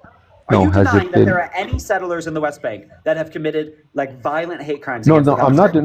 No, I'm not denying that, but I think that Okay. they should be And held. are you held as, denying? Sorry, let's just like start on the basic factual basis because you're holding such a racist double standard. You're saying immediately there are terrorists on the Palestinian side, right? Which I, because I'm a sane person, can accept that, yeah. right? Because I've seen it. Because I've seen Has evidence. nothing to do with racism, Sorry, though. but why? Actually, this is interesting. There have been there are individual civilians and terrorists on the Palestinian side. How do you know that? The ICC hasn't indicted them. Sir, neither you or I, we are both Americans But living you're holding a thousands of racist miles double away. standard. You're saying I'm not Israelis, holding. I won't trust that any Israeli has been a terrorist until the ICC prosecutes them. Quite But you'll simply, immediately the trust that there have been reason. Palestinians that have been terrorists, but the ICC hasn't prosecuted them. Why? The reason I hold a double standard in this conflict is because the Israeli side is a nation that is recognized as such This is real throughout the. politics. It doesn't matter if you're a It is nation. a real We're nation. talking about civilians. The We're talking about civilians. I Palestinian don't give a fuck side what their is a nation is. The Palestinian side is a destabilized I'm region talking about that civilians. has. I'm talking about civilians too, people that Okay, exist. so does what country I'm from determine whether I should be held to a higher or lower moral standard? When you are talking about one side that has a country and who another side Okay, that so you doesn't have a still, country, do not you hold by a a higher higher. moral? Sorry, just direct No, question. I actually want this because this is oh racism. Jesus, Do you believe stateless people should be held to a higher moral standard? no, I do not. Do you believe that Palestinian civilians should be held to a higher moral standard? No, I do not. Then why do you hold Palestinians to a higher Because moral the standard? consequence to not having an organizing principle based on a nation is that your region is destabilized because it has no effective means to get any What does type that of. have to do with whether, in fact, there Because are once you have a destabilized region, then you open up the specter of probably or most likely or certainly having more elements of criminals, more elements of terrorism, because you have more not elements a of destabilized region? poverty. It is a destabilized area. Are you crazy? Gaza is not destabilized. They have No, I been said, run. nope. Is Israel in a destabilized region? No, they're in a destabilized region, but they're the only There we are. So you They're don't the think the only same element logic of. would apply to a state within They're there? the only element of stabilization in that region. That's stupid. Jordan? You don't think Jordan's stable? Nope. You No, don't I think don't. Jordan's stable? No, they're a monarchy. They're a monarchy. But They they're have instability. they have a very weak Are they a economy. They have recognized a lot of state? problems. They're a recognized state, yes, but they're a Okay, then why recognized would they not be stable? because another benchmark that you separate states from is their success, and unfortunately, Jordan is not a Jordan's highly successful nation state. successful. Excuse me. Also, we're talking about stability. Jordan is very We're stable. talking- It's actually you way less stabilize wars. your It's been in nation. way fewer wars than Israel has. What do you on about? Right, that's because Israel's been attacked. God, Lord. Yes, but I mean, you're just wrong. I mean, Jordan's quite stable. Yeah, as a state. yeah. Anyway, so I mean, but also the only reason you said they're You the know, only you- stable is they also happen to be the only ones that you would identify with as like a No, European. no, it has nothing to do with that. Matter of fact, It's no. surrounded by Arab First of all, nation, and you first call of the all, only one that you would probably identify as white. first of all, Israel is not a Europe. Orientalism and racism. But Israel- as yeah. I was saying, No, you're the one that's- you're saying that because you hold a double standard for people that are from one nation or another and one area and another. That's racism by definition. If I told you right now that I was from Palestine or from the area of Palestine, you would say that I'm more. You would judge me at a higher moral standard on whether I was a terrorist. And who That's am I? racism. And which side am I favoring in my view of racism? What side am I favoring? The Israelis. But what race am I favoring? So what I You said can't- was that it was being racist because they were the group that you would most likely identify with as being white adjacent, right, or European identifying, which is true. You made the accusation that I am in fact being racism. Yes, or, you excuse are me, because, racist. because the same stereotypes that justify you treating Black or Latinos worse because they are further away from the central hegemony of European whiteness than Europeans are is the exact same thing that you would continue your background. No, you're giving me a tummy ache, so I'm pouring myself some seltzer water into a glass of ice. Okay, It's so just if you super loud. Move away from the mic if you can. okay, let me mute the mic. Okay. Yeah, so when I say racism, we have like this central idealized concept of whiteness in like white supremacy. And then we have people like in the penumbra away from that centralized ideal of whiteness. And in like the global West idea of culture, European Americans are at the center. And then Israelis are often viewed quite central to it as well. That's why we view whitewashing like across like the global East and the global South, right? Because it fits in with that type of stereotyping. It's somewhat complicated, but surely we understand that. So you're accusing me of whitewashing, literal whitewashing? Is this what you're accusing me of? Being racist. So in favor of white societies? In favor of Israelis. Israelis are not white. You can still be racist regarding them. Also, a vast majority of Israelis have a... First of all, Israelis are not a race, so you're accusing me of being racist. They are not white, yet you're accusing me of racist. Jewish people are not white. They are... Jewishness, sir. Jewishness is an ethnicity. I've explained to you how I believe you're applying white supremacy here. How could I be displaying white supremacy when there are no white people involved in my There are no white people involved in my There are no white people in Israel?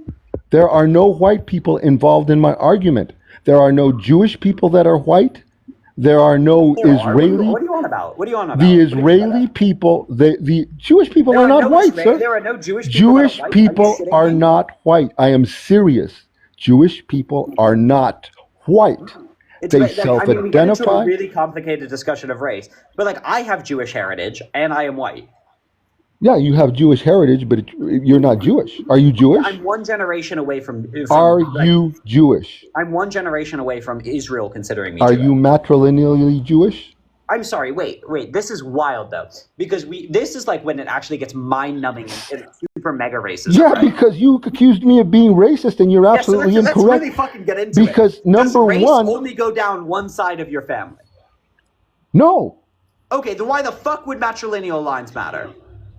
Because we're trying to establish an issue regarding Jewish people, and Jewish people are not. Jewish people are not white.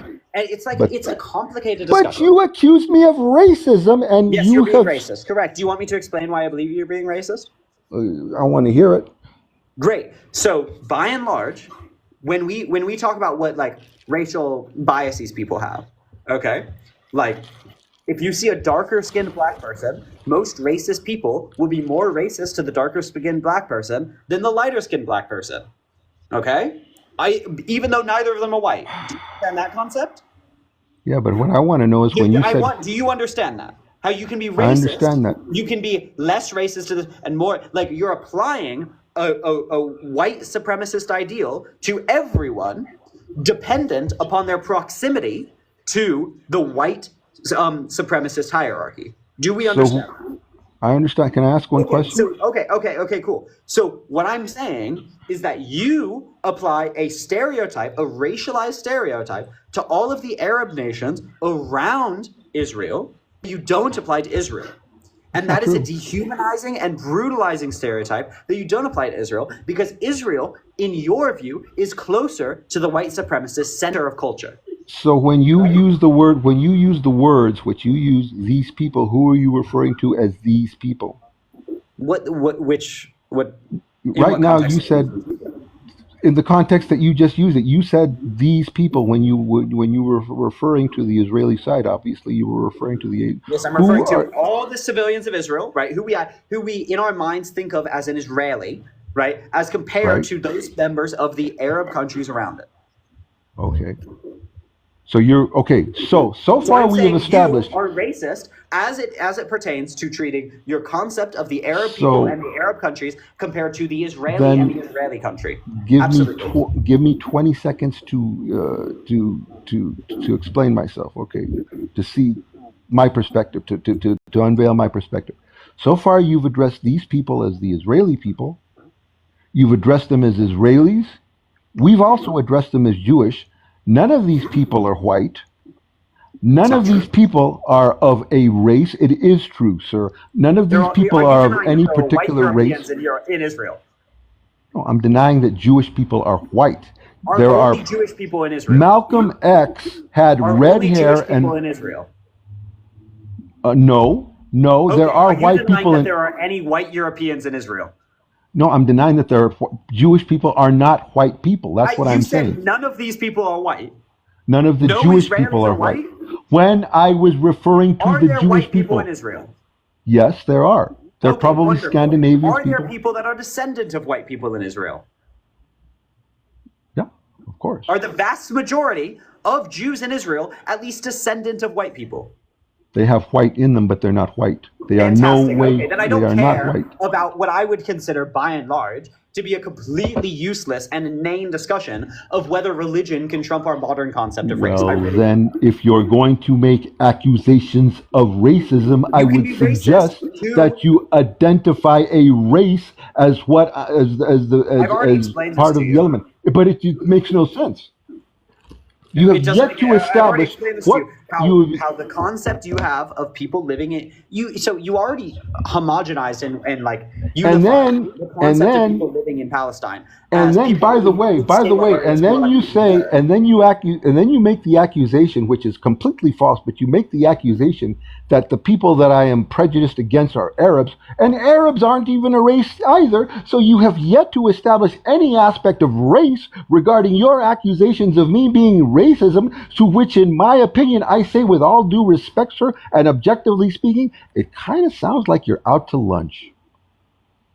So that was a Joe Biden line. What you just said. So I I've didn't get already. it from Joe Biden. I got it from You Mad have Magazine. you have like white supremacist ideals in which Arabs are viewed as animalistic and bestial and Arabs barbaric. are not a race. Once again, they can still, within the white supremacist ideal, fall outside of it. So can white people fall outside of it. Everybody, Correct. White people are affected by white supremacy as well. Correct. racist Ding, ding, people. ding, ding, ding. Colonial white supremacy affects everyone in different and But nuanced it, ways. You got it, bro. yeah, Ding, ding, ding, but ding, it's ding, ding, not ding, ding, racism. ding. What I'm so bingo. Like, oh my goodness, how many times do we have to I say this? didn't make. Yes. Yes. No, you So Arabs didn't. within the white supremacist colonial ideal are viewed in a certain bestial and animalistic way. That is what you are portraying by holding a disgusting, racist, and colonial double standard of Palestinians against Israelis. Because No, Israelis because within the I Western already. hegemony of culture, right, are viewed as the civilized, democratic, totally not racist, I've terrorist, apartheid state that already. they are. Ding, ding, ding, ding, ding, ding, ding. I'm No, so proud no. of you for understanding how white supremacist racialization can impact many different cultural hegemonies that don't strictly fall within the Western concept of race. I'm so Only proud of you. you forget to mention the original differentiating point that I made. In that, those Arab societies have been subjugated and they have been colonized first by the Ottoman Empire. Then, of course, when they were supposed to be granted their autonomy, they were mandated by the Brits. Okay, these things have a destabilizing effect, not only in the Middle East but So throughout the British world. mandates have a It the destabilizing re, effect. So Israel was of also course it did. colonized. Of Okay, so course they Israel's a do. colony. No. You're asking. No, I can only answer one question at a time. Of course, Okay, you said I asked you if Israel was colonized. You said yes. I asked you if Israel was a colony.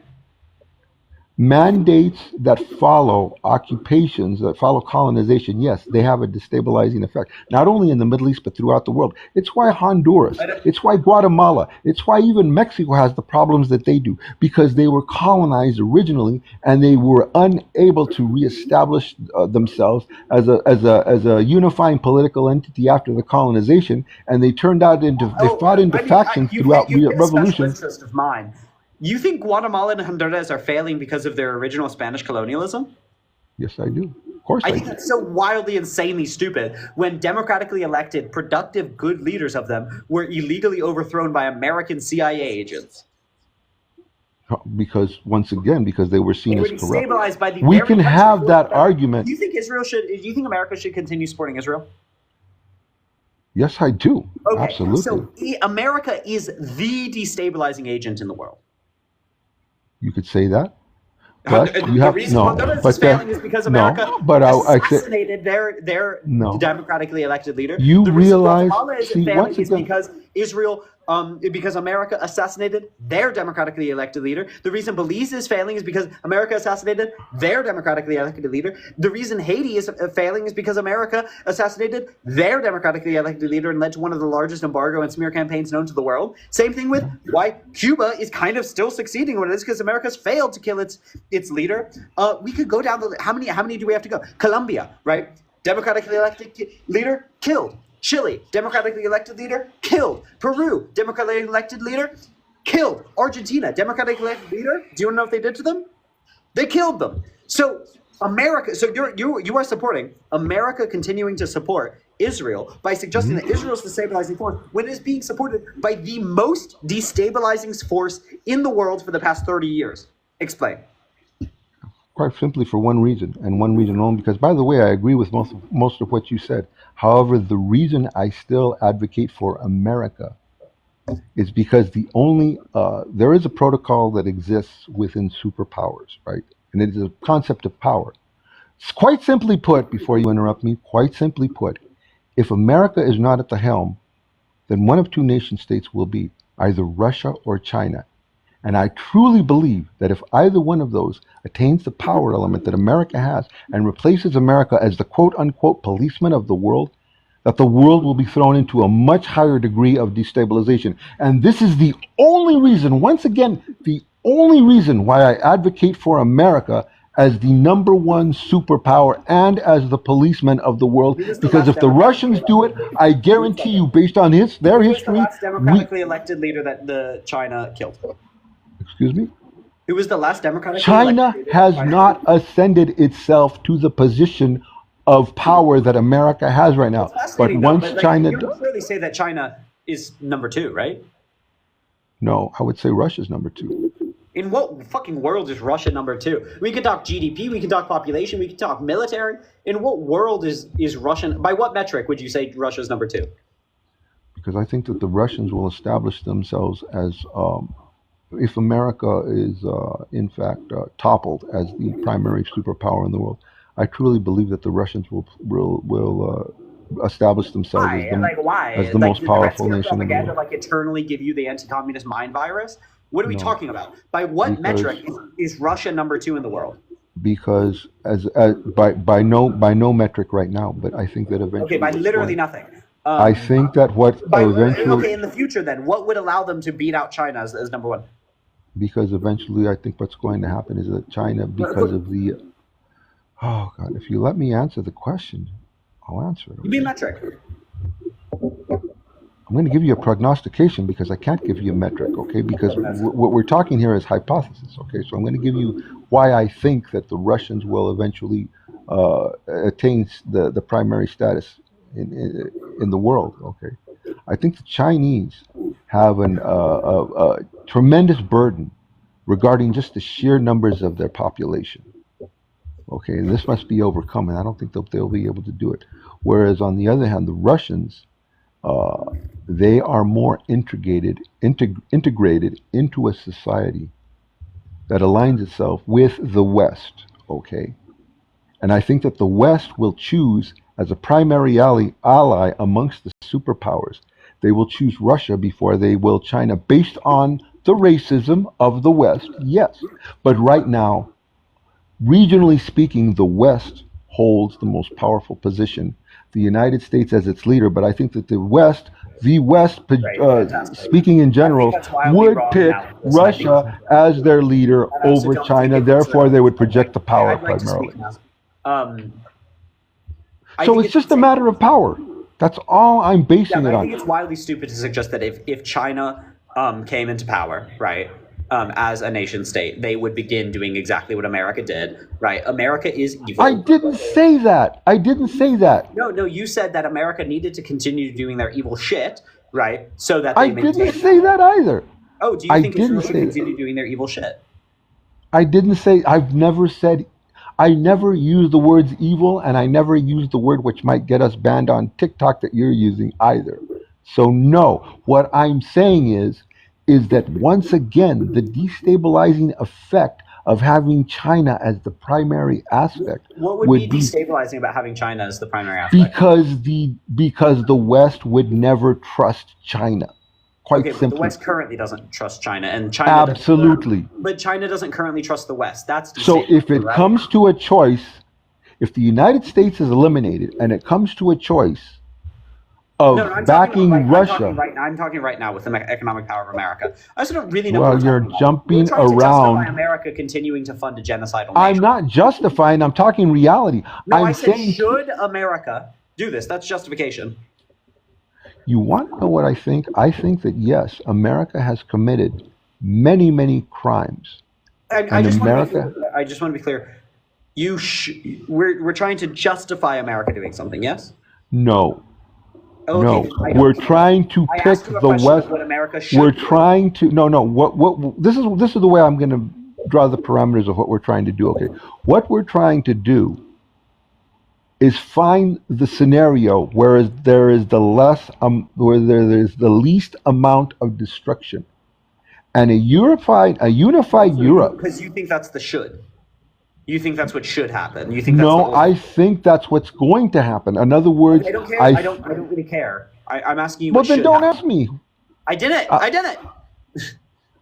I asked you what if America should continuing to support Israel. Yes. Yes. So we're talking about should. That's what I asked. Because Great. and by the way, fucking talking shoulds. And by the way, let me tell you why. Let me tell you why I think America should support Israel. Because in spite of the fact that every nation, including America, Russia, China, all of the nations, have committed acts of hypocrisy and even acts of barbarism. I hate to say that about America because it's my nation, but what we did in Vietnam was wrong. Okay? What we did in Salvador was wrong. Okay. But in spite of all that, this is the main reason why. Trust them to continue funding Israel. This is why I believe that America should continue to back Israel. Because in spite of all the hypocrisies, I think that the one nation state on this whole freaking planet that has been the least hypocritical is Israel. Oh, okay, you hold your mouth open. How? All you want. Walk through and explain that one to me. Well, they are first of all, the most condemned internationally nations in the world. Across the board, America doesn't agree with their position. Okay. No one in this world agrees with what Israel's doing. And by the way, zero people. I want to establish once against the parameters of. First of all, I am dissenting against America, but I am in no way. I'm asking you, who agrees with you? But in spite of my dissension of America, I want to make this perfectly clear. I will never betray my nation, and I will always be loyal to it. I really don't. Okay. I really don't. I know you don't, but I do. I know you don't, but I really don't care. It does matter to me. Okay, so thank you for that moment. Okay. I don't care. Okay, I'll stop. Okay, it's your show. It's your show. I'll stop. Okay. Now. But you asked me why I support Israel. I mean, they have been very. Let me tell you specifically. Let me tell you. They have been hypocritical because they've continued to commit genocide. Let me tell you why I said what I said about Actually, Israel. no. I'm going to ask specific questions here, because I don't want like a running monologue, from you. You haven't had a running monologue. You've interrupted me a hell of a lot more than I've been interrupted you. Which is your show. You have a right to do, but I don't think. I think you're incorrect. So. Leading up to the foundation of Israel, there were three organizations, the Irgun Lehi and Haganah. Do you know those organizations? Yes, I do. Do you condemn all three of those organizations? To varying degrees, absolutely not. Absolutely not. Okay, so they were designated international terrorist organizations. They were necessary. They were necessary. So you're on here saying terrorism was necessary? They were necessary. Are you That's on what here I'm saying saying. that terrorism was necessary? No, I'm willing to qualify necessary by the extent of damage and the extent of a threat that they have been. Are you denying they were terrorist organizations? Sorry, no. Are you denying they were terrorist organizations? I don't think that Haganah was a terrorist organization. I think a better case could be made against Lehi and Irgun. However, even unilaterally the Nazi collaboratists of the Lehi. They're not Nazi collaborators. They were. Are we going to go to collaborate the Nazi? They sent out two or three letters to the Nazis explicitly asking for collaboratism because of their shared values. Because of what? Their shared values and interests in an authoritarian state. If that is in fact true, then I denounce them for that. However, I look at Okay, key so you groups. condemn the Leahy. Do you unilaterally condemn the Nazi collaboratists of the Leahy? I unilaterally condemned Nazism. Do you Okay. unilaterally condemn the Leahy? No. I mean, yes. Yeah. Okay, No, then no, no, wait a then you fail to minute. condemn a Nazi collaboratist organization. I do not condemn Leahy. I think that they were too radical. Okay. You don't I think condemn the both. Leahy? No, I don't condemn Leahy or So the Leahy Dooms. openly and publicly bombed residential state areas of Palestinians. I know. I've looked at the. So do you condemn okay, I condemn all direct violence against civilians. Yes, but I don't condemn them to the extent that I condemn Hamas. Do you condemn the Leahy? To a degree, I dissent against what. Actually, I don't give a. No, you no, I think don't. Okay, no, all you know what? direct- One second. I'm gonna give you the answer that you want to hear. Okay. Yes, I'm going to get the answer I want to hear, or else you're going to be like I straight up the do- worst person. Do you I- condemn unequivocally the Leahy? No. Okay, No, do you condemn unequivocally. unequivocally Hamas? Yes. You are a racist, my friend. No, I'm not.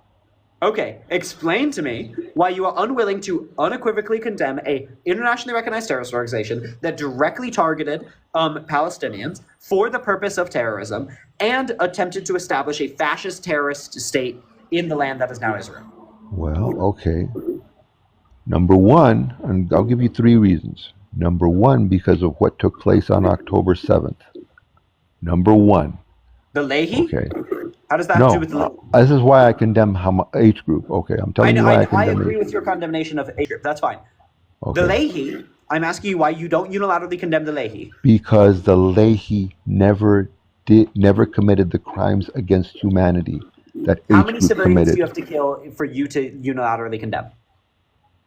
It's not the number of civilians that you have Okay, to what kill. is it? It's Is the it the act. directness? Because they It's did the bomb number directly of civilians. civilians that you kill with So it's the amount. So how many is enough? along with the Do I get like a hideousness. free pass of 100 civilians I get to kill before you condemn me?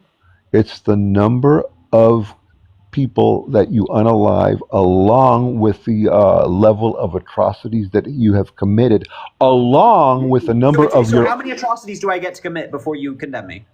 Do I get The- 2? Is it buy one, get one free? How many is it?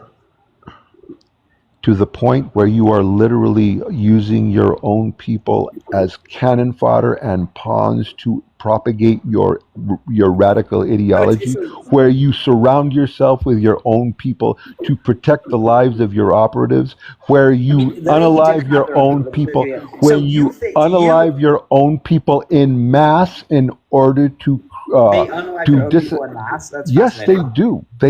Yes, they do. don't. That's wrong. But that Are you're you serious? You are not. You are failing to condemn. The people of Gaza have failing lived. to condemn a Nazi collaboratist organization that wanted a genocide. They're not a Nazi collaborative They are. organization. I mean, either you don't know what you're talking about, or you are lying. I don't care. Say If it again. there and were- we'll start looking if at it. there Do were we want instances- to take 5 seconds? Do we want to take a breath and check it?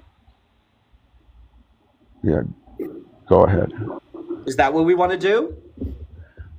You can do whatever you want, my friend. But so- you know what? You know I what? mean, if you're just going to keep lying.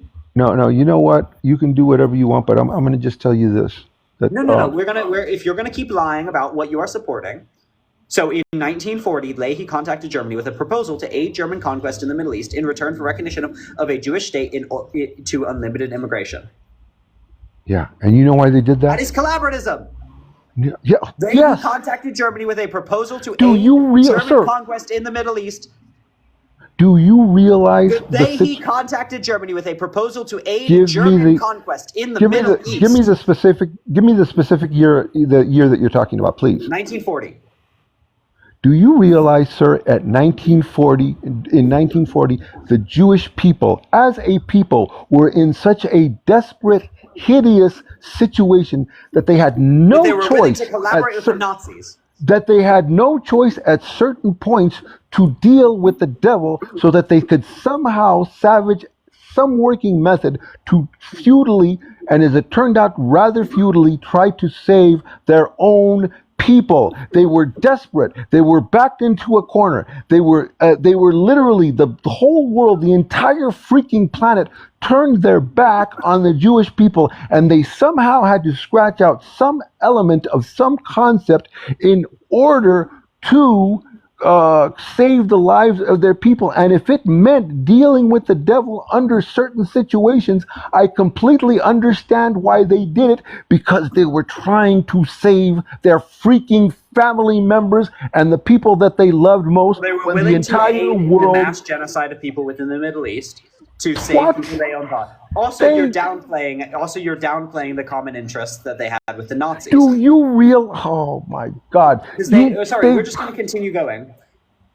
So You are not going to list what is it? The Havar? You're not going to list that as part of the collaboration, are you? The Havar. So were agreement? there? Sorry, do you want to talk about Havari agreement? They were brokering for the existence, for the life of their own people, and they had to do things that were, for the they lack had to of a. collaborate with the Nazis, is what you're Oh saying. You're my saying collaboration with the Nazis was justified. That's not collaboration of the not. That's not collaborating. They did. That's not I'm sorry. collaborating for the Nazis. It literally says collaborate. Sorry, it literally says I don't give a damn. Aid in their conquest of the Middle East. I don't give a damn what the classical definition is, because I aiding know in the conquest of the what they Middle were East. doing. I know what they were doing. They were brokering for the lives of their people in the face of a world that had turned their back on them. When you So do that, you're saying their collaboration with the Nazis was justified. no, it wasn't justified. It was necessary to Okay, so save you're Jewish saying Nazi lives. collaboratism was necessary. It was necessary to save Jewish lives. When So there your was a view point is in that them history, aiding the Nazis you didn't in let me engaging qualify. would I can't inevitably believe. be. No, Sorry, you know you're what? saying No. them aiding the Nazis. I have never- Would inevitably would be the genocide going on in the Middle East. 'Cause I they also have viewed as never- revenge the people in the Middle East. Okay. I have never. Deserving of genocide. So my question to you, just ask it, answer it immediately. Oh, can you not hear me at all? I can hear you. Okay. Was the collaborations with the Nazis condemnable and unacceptable? You will never get me to say, the words will never be uttered from my You don't lips condemn that Nazi collaborative organizations. you will I think that never tells me hear all I me. need to Hear know. me straight Thank up. you so much. Hear me It straight was up. a mildly good conversation. You will never hear me say collaboration with the Nazis regarding the Jewish people. And if you think that's disgusting, Isn't that like personally embarrassing? Send a guest request if you can.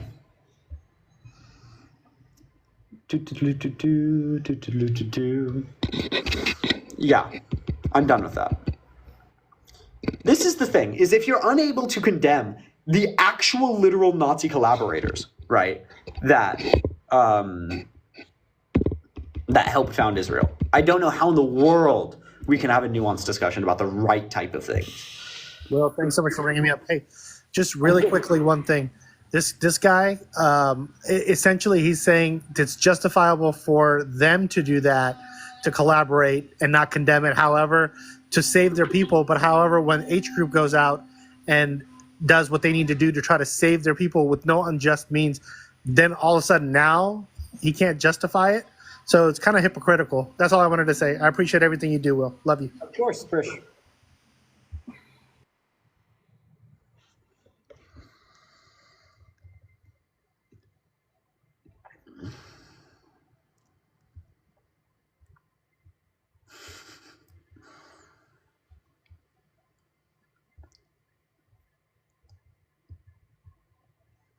Anyway.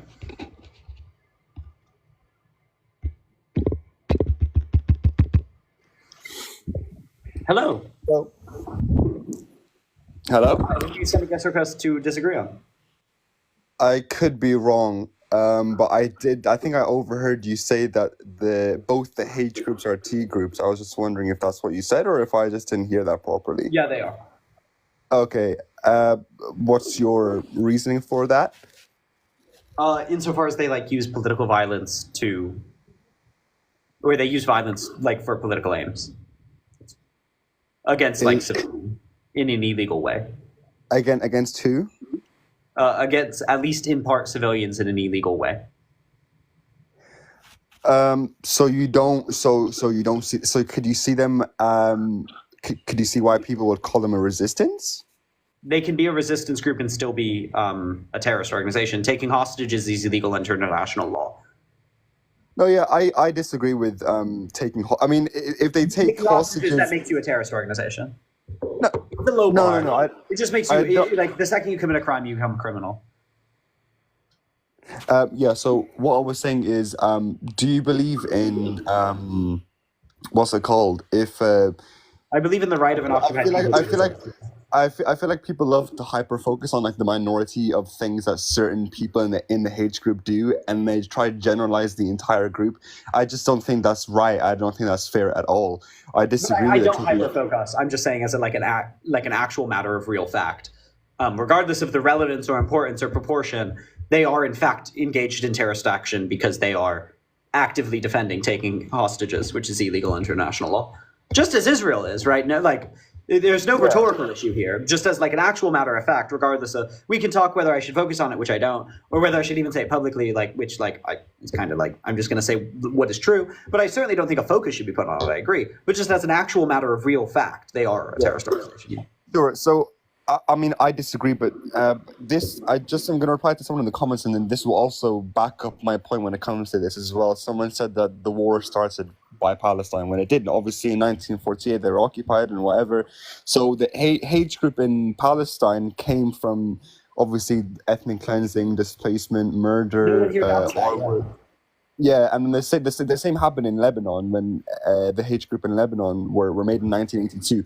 So, do you believe that, like, so let's just say, for example, that the majority of the fighters that were in H group and in both Palestine and Lebanon, if the majority of the actions of that group were like resistance, like fighting Israeli soldiers and stuff like that, would you then say that they are resistance because that's what the majority of them do? No, it's not a matter of majority. It's a matter of whether they organizationally and systemically do engage and are co-conspirators in terrorist actions.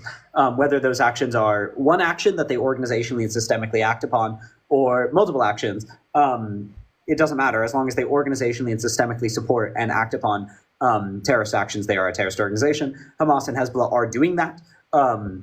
And so therefore they are a terrorist organization. So, I mean, it doesn't matter whether you say every 1 out of 100 actions that they take are terrorist organizations. As long as they are systemically and organizationally doing those actions, the organization is responsible for them. So, like if the if the orders were given out to commit a terrorist act, that would make the organization a terrorist organization. However, if an individual committed a terrorist act, if he's part of the organization, they would not be considered a terrorist organization, correct? If the individual acting alone and without any co-conspirating, and then the organization actively did not enable them, but this is not the case with Hamas. Is Hamas as an organization intentionally and openly holding hostages as an organization? Yeah, the thing is, I don't agree, but you have to think about. I can't just ignore them. If they are openly, publicly, and as an organization doing one action that is a terrorist organization, at least. That makes them a terrorist. But I don't think taking hostages is a terrorist act because I think it's. I'm sorry. We're just gonna disagree on that. If I took that is violence against civilians for political aim. That's terrorism. Isn't the definition of terrorism a violent act against civilians for political aims, like violent act? I don't think taking a hostage. Wait, sorry. You don't think taking a hostage is violence? Also, terrorism is the unlawful use of violence and intimidation, especially against civilians. Taking a hostage is certainly intimidation and necessarily involves violence. Yeah, sure. The thing is, like, I could definitely see that. I don't agree. I mean, as far as I'm concerned, though, taking hostages that are not civilians, I'm pretty sure that's allowed. I mean, it could be, but there are civilian hostages with Hamas. Or at least there were before Israel. But I think that the majority, if not all of them, were released early in the war last year. No, there are still civilian hostages, and also in the first place, when they took civilian hostages, they knew they were civilians. Wait, sorry, say that last part again. Your voice So when cut they out. took civilian hostages, they knew they were civilians, and they still have civilian hostages. Yeah, no, yeah, with that I don't agree. Civilian hostages, I mean, I see why they do it. No one denies that. Hamas says they have civilian hostages. Yeah, no, I know. I'm not denying that at all. I don't agree So with that. we can condemn that as a terrorist action. Yeah, no, yeah, that's specifically for the So an civilian organization part. that takes a terrorist action is a terrorist organization. Yeah, for the civilian part, yeah, I do not agree with that. Okay, then at all. Hamas is a terrorist organization. No, no, I don't. No, because if they do one thing that is considered a terrorist act, I don't see them as okay. If Like you for commit example, one crime, are you a criminal? it depends on the crime, but yeah, I see what you mean. Yeah, if I murder one person, am I a murderer? Yes, you are. Yes. Okay. So if I Definitely. commit one act of terrorism, am I a terrorist? But it's not an individual though; it's an Okay, organization. if an organization who's run by the same people, or has the same staffing, right? We can maybe say like it expires after 10 years, right? But that's not what we're talking about. We're talking about like now, like it's the same people doing the same things, continuing to do it. Right now, today, they're all holding hostages, which is a war crime. So if the organization right now is committing a terrorist act, are they terrorists? No, I don't see the organization as terrorists. How many terrorist acts do you have to do? What's because the it bar? doesn't- Like I'd say it's one. As long as you are Okay, fine, but systemically then- and organizationally doing it, it makes you a terrorist organization. And I'd Okay, say that's pretty consistent. Okay, cool. But then, then I can argue that the purely resistance is very consistent by the hate group on both. They Lebanon are also a and- resistance organization. Portions of their actions are justifiably executing their right to violent resistance against the Israeli occupation, and then portions of their actions are terrorism. Both can be why do true. you That's class fine. them- So yeah, but then why do you class them as a terrorist organization more than a resistance? I don't necessarily. They can be both. I don't No, think because- proportions work that way. There are two labels. Because I asked you and I said, do you see them as terrorist organizations? You said yes. Yes, because you didn't, and then you asked me if they were resistance, and I said yes. So would you see them more as a resistance or more as a terrorist organization? I don't know if that's how labels work. Okay, well, let me phrase it in this way then. Would you see them as an organization that indulges in more resistance acts than terrorist acts? Because Do I think a majority of their acts are... So the issue with this is crime tends to taint everything once you commit one, right? So the second I'm like a convicted murderer, right? Me walking in the street and then running past a cop is a crime, and rightfully so. You know, it's not a crime. Yeah. it is a crime. When if I'm a convicted murderer and they're chasing me, Oh, sorry. I thought. Yeah, sorry. I didn't hear the first part. Yeah. And so the second that Hamas has committed one crime, right? Well, the international community has the right to go after them. And actually, arguably, under the ICC, Israel has a right to persecute every single one of Hamas's victims. Just as Hamas, actually, under international law, has an obligation to go, to prosecute and get every single one of Israel's leaders. Yeah. So the second you commit a crime, a lot more of your actions become crimes. Do you see what I mean? Just on mere technicality. This is why I don't think this is very helpful. What we can talk about is whether this action could itself be justified in international law, right? Which is, could the actions on October 7th, specifically attacking military installations, be justified in international law? Yes. Yes, they can. Great. Could a lot of the actions on October 7th, targeting or taking hostages or being reckless with civilian casualties or even directly targeting civilians, not be justified in international law? No. So bifurcation. We could talk about maybe very isolated instances of this person was doing this thing, that's a crime. This person was doing this thing, that's not a crime.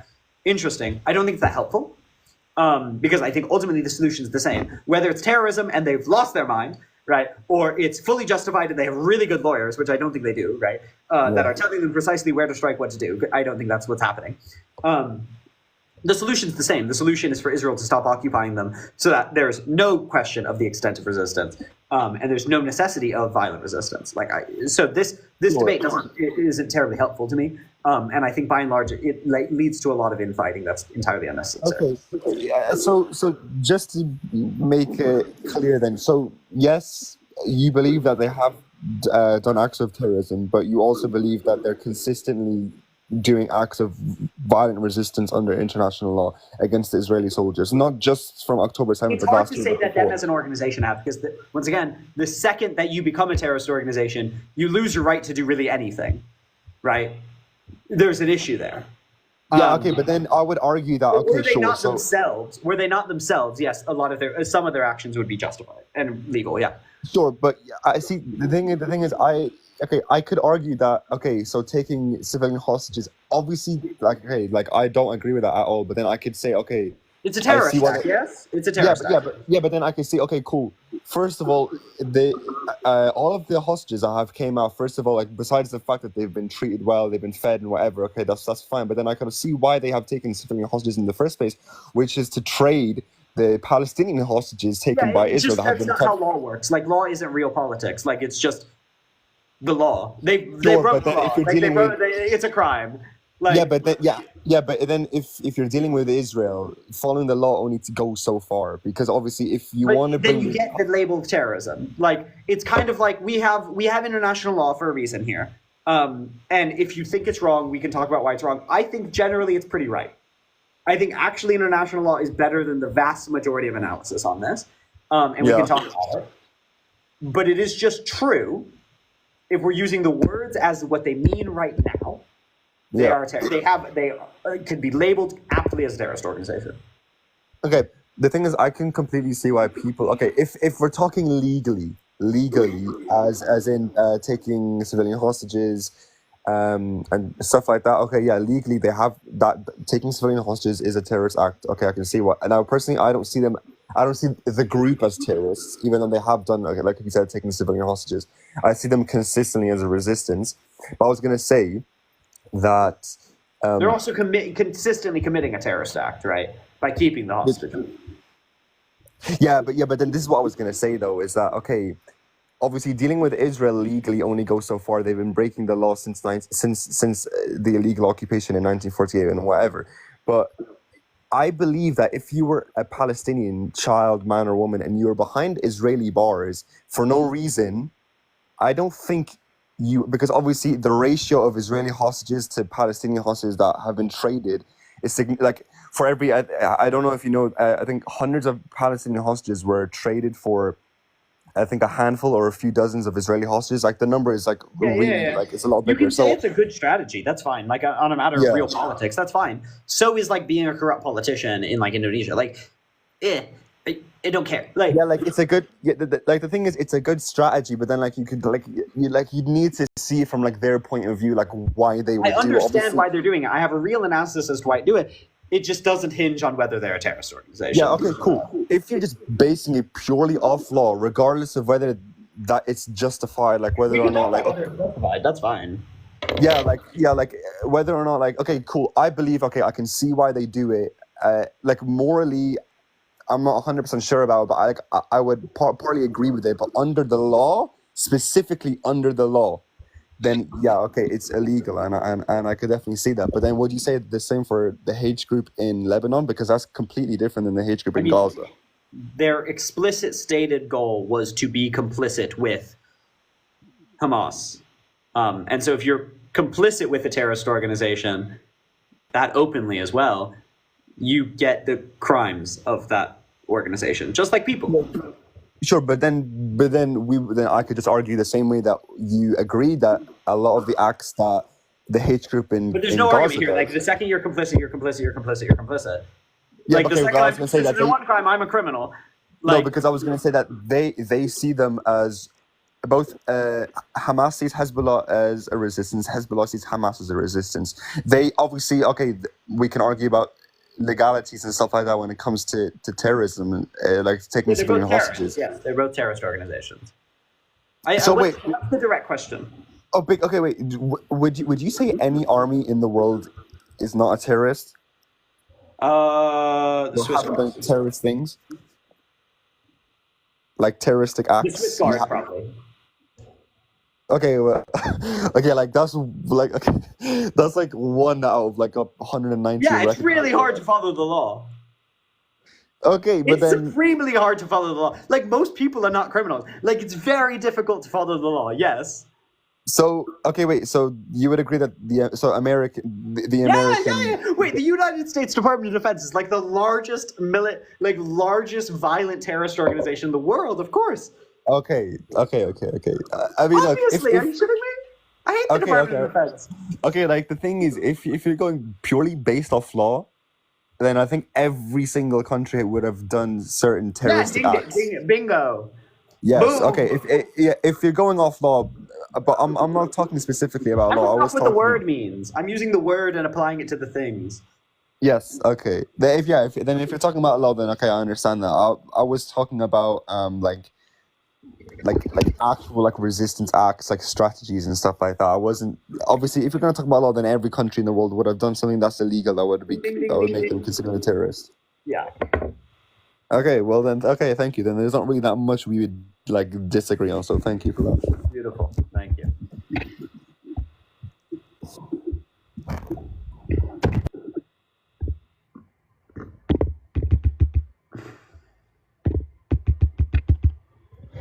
Send a guest request if you're a Zionist, especially. Hello. Hey, you cleared it up pretty much. It kind of irks me because I mean, when you think about the indigenous and how they were pushed back over and over and over and they were, from the get-go, they were oppressed and our government was just, but you guys cleared it up, so I'm good. Yeah. Thanks for having me up, though.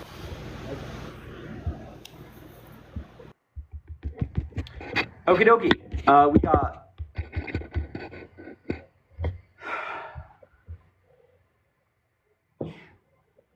Zionists. Come up. I don't have any people to debate. Me. I just moved back into uni, everyone. Isn't that fun? Oh, shit. Anyway. You love Zionism? Great. Here comes another Western expert, lol. I am a Western expert. Hilarious. Claim and use flares. What's this? What do I get? Anyway. Oh, do we have Zionists in the chat? Oxford is treating me well. Thank you so much. Hello. Hello. Ryan. Are you here? Sorry, I'd turn my microphone on. I'm not a Zionist, but I just wanted to add something real quick to what you were saying, or what you were talking about with the alligator.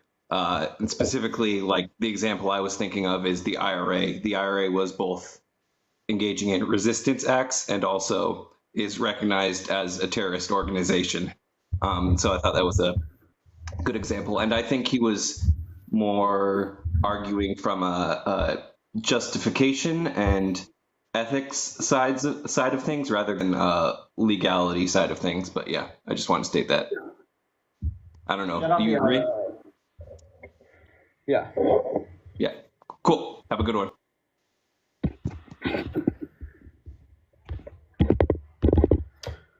Okay. I probably should go to bed, to be honest. Unless a good Zionist comes up in like 10 seconds. You know what I mean?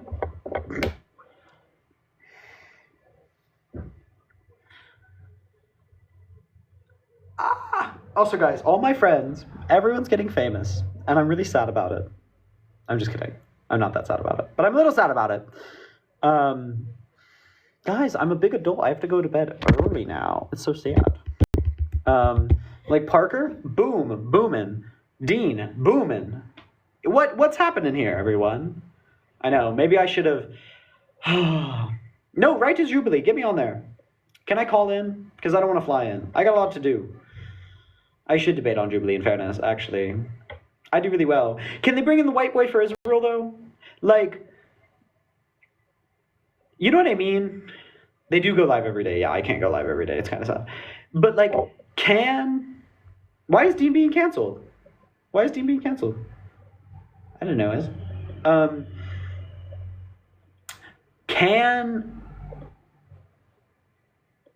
The thing is like, can I, as like just a white boy, go on and be like, Israel bad, because I feel like people listen to me more because like racism, You know what I mean? But like, it might be a bad, like, Jubilee may not like it. Can anyone who's like, I go live a lot. It's just that I'm not very consistent. I would be the American perspective, intriguing. I'd be the chicken for KFC. Anyway, if you're like Palestinian and you think I'm cool, text Jubilee and be like, hey, Jubilee, I know we don't like white men talking about this, but like, he's a cool guy. You know what I mean? Yeah, I need to go. Yeah, they'll want a few. Yeah, I agree. Anyway, send a Zionist if you want to send a guest request too. Oh yeah, doesn't Harry go on Piers Morgan now? Like a lot. Harry and Chris Sisson. Harry Sisson and Chris Mowry. Do a lot. Oh, I could debate Charlie Kirk on abortion, actually. That would be really fun. Hello. Hi, what'd you send a guest request to disagree on? Well, actually, I wanted to hear like what it is that your I guess solution is for the conflict. Well, I think Israel should stop committing war crimes, and then we can go from there. You know what I mean? Well, so I its mean, illegal annexation of the Golan Heights, illegal annexation of East Jerusalem. It should end its illegal occupation of the West Bank and Gaza Strip. It should end its actively antagonistic action against its neighbors. And then we could discuss following a proper... I mean, I understand if you want to renegotiate like the Oslo like 2 accords and everything, but I'm saying I want to know like, as far as what is it that you're advocating for? Like, do you want like a 2-state solution? Are you wanting like a, 1-state solution with, Israel in power? Are you wanting, I'm curious your thoughts on that. That's why I came up. I want no ethno-states. So I don't care if it's 1 not ethno-state. I don't care if it's 2 not ethno-states. I think that there should be multi-ethnic, democratic, secular, liberal democracies in the area with constitutional protections for minorities. Okay, but there are 2 million. But there are 2 million Arabs that live in Israel right now. Yes, that according to pretty much every single international organization are under at least in part, apartheid state because they are being deprived their own rights by at least 43 separate laws. I completely disagree. I mean, there are certain things. I know that they don't have to like go into the military necessarily if they don't want to. I mean, but they are living in Israel as Israeli citizens. So that's what I'm talking about. And the fact that there is religious freedoms. I mean, I don't know. I'm assuming you haven't been to Israel, but I mean, you can see like mosques. No, why would I go to that colonial project? Horrid. Okay. No, I would never go there. Just like I wouldn't go to Rhodesia. I wouldn't go to, apartheid South Africa. I wouldn't ever use my money and presence to support that disgusting colonial project. But Israel's currently occupying the West Bank. Yeah. So I think that is debatable in the way that you word it, because they were allowed to be able to go into like Area C. I know that Area A is still under the Palestinian Authority and everything, but I think that I know that Hamas does not like recognize that, but I mean, per Oslo 2, that is what's allowed. I'm not saying that, I agree with it. I personally don't really care either way. I don't think that the way to accomplish your goals is through violence. I'm never going to be for violence. Okay, then why is Israel accomplishing its goals through violence right now? So right now they are literally having to go in and defend themselves and clear out the factions such as the H group, because they are Iranian. So that's solving your issue with violence, yeah? Because the H group has offered multiple offers to release all the hostages. No, but they have not, because if you actually go back and read them... Sorry, I just want to make clear, this is a factual claim. This really isn't debatable. Are you denying that H group I am saying that they have offered I just want to make sure we're both living in reality. Has H group offered multiple deals that would result in the complete release of all hostages? Not all at once, and they were not guaranteed to be alive. So they said they could be like dead or alive. So I'm sorry, I don't think that is... They guaranteed they wouldn't kill them. They couldn't guarantee they wouldn't be alive because Israel wouldn't stop killing them. Oh my gosh. Okay. No matter how you want to word it, I don't understand why anyone would accept that deal. None of the deals had, the main thing is none of them So took Israel H group chose out of violence instead. power. Why would they accept a deal like that? Exactly. So you're saying Israel, instead of choosing diplomacy to solve its issue, it chose violence. So no, what I'm saying is, okay, But that's what not are accepting you a deal aware? means. Are you They aware? weren't willing to give up their hostages. Are you so aware they that they accept have the deal. shot rockets into Israel every day? I don't know if you know How what? many civilians have died? Okay, are you aware?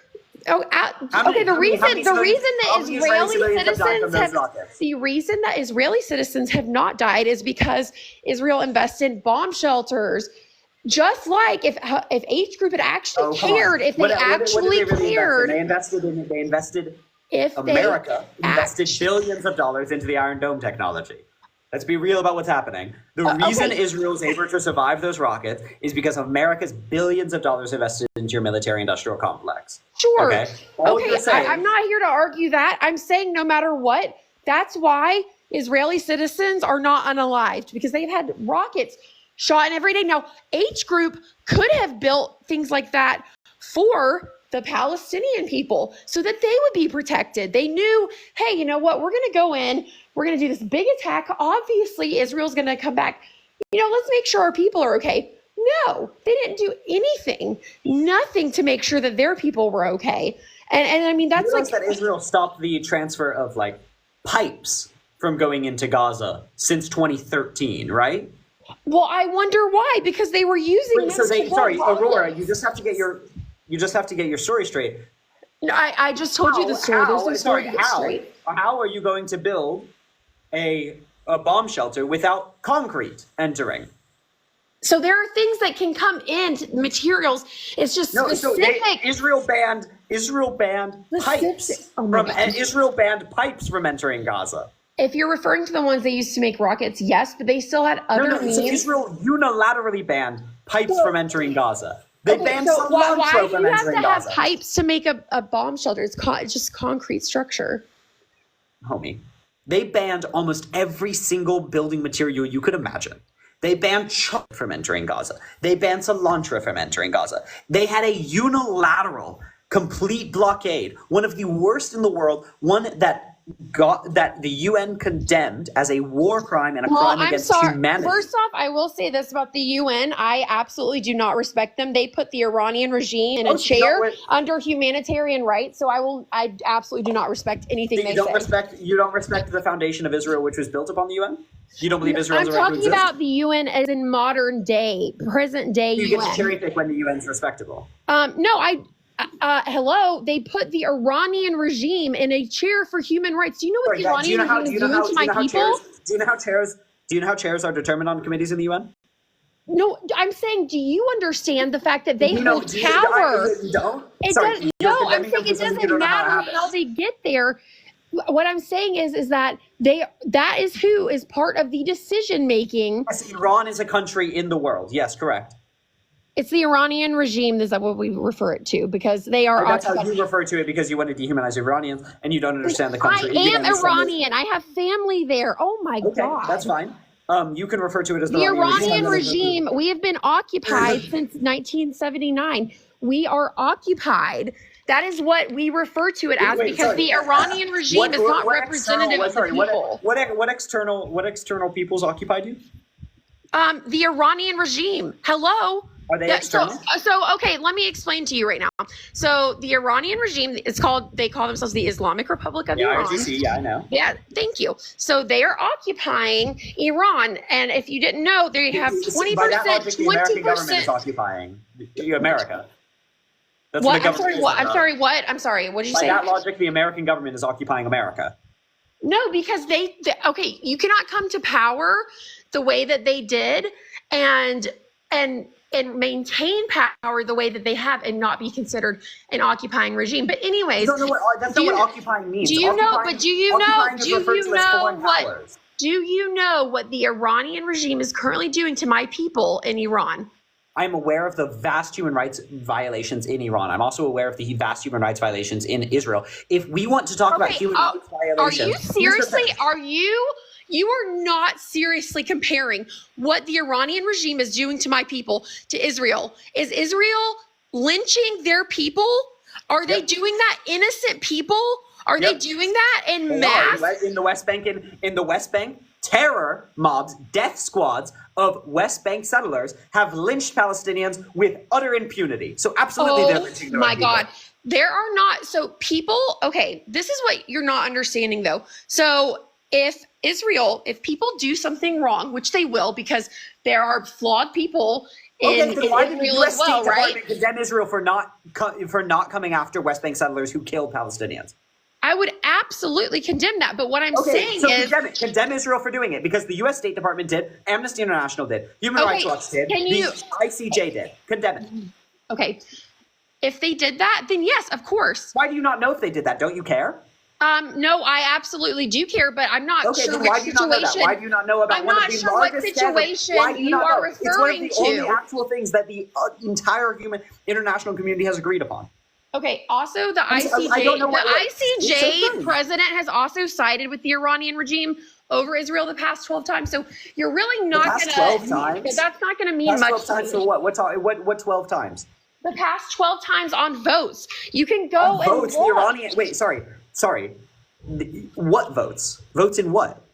On voting on any kind of like decision for in what body? If it's so the ICJ, when they make decisions, so like if you go read the document, right? Like if they are to say like this is we charge you with da da da. It's an opinion. They don't charge people with stuff.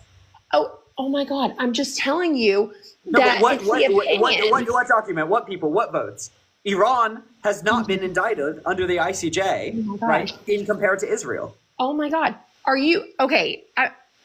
We've gone all over the place here, but I guess hold on. What I'm going to get to right now is, are you still comparing the Iranian regime? I'm asking you a question about the statement that you made. What 12 votes? So the past 12 votes. So if there are debates on if Israel is in like the right or the wrong, they are the going president of the ICJ doesn't vote in the General Council. Oh my God. I'm saying the president, though, of the ICJ is very, very, very pro IRGC. So that is what I'm trying to tell you. Now, right now, my biggest concern right now that I am incredibly offended by is the fact that you have the audacity to compare Israel to the Iranian regime. Votes in what body? That is absolutely disgusting that you're comparing the two, because I don't think you understand. And so in Israel, if someone does something wrong, right, you're going to be held accountable. Now, I don't know what I'm not sure what specific you're not. stories According you're to talking. Literally everyone, you're not. That's just not true.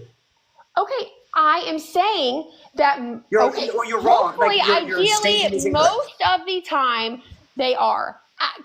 Most of the time, West Bank settlers do not get indicted for their crimes against Palestinians. That's just not true. What's the statistic on that? Like, can you pull that up? I mean, according to the United States State Department, there is a systemic failure of Israel to provide rule of law within the West Bank as it pertains to settlers committing acts of violence against the Palestinians.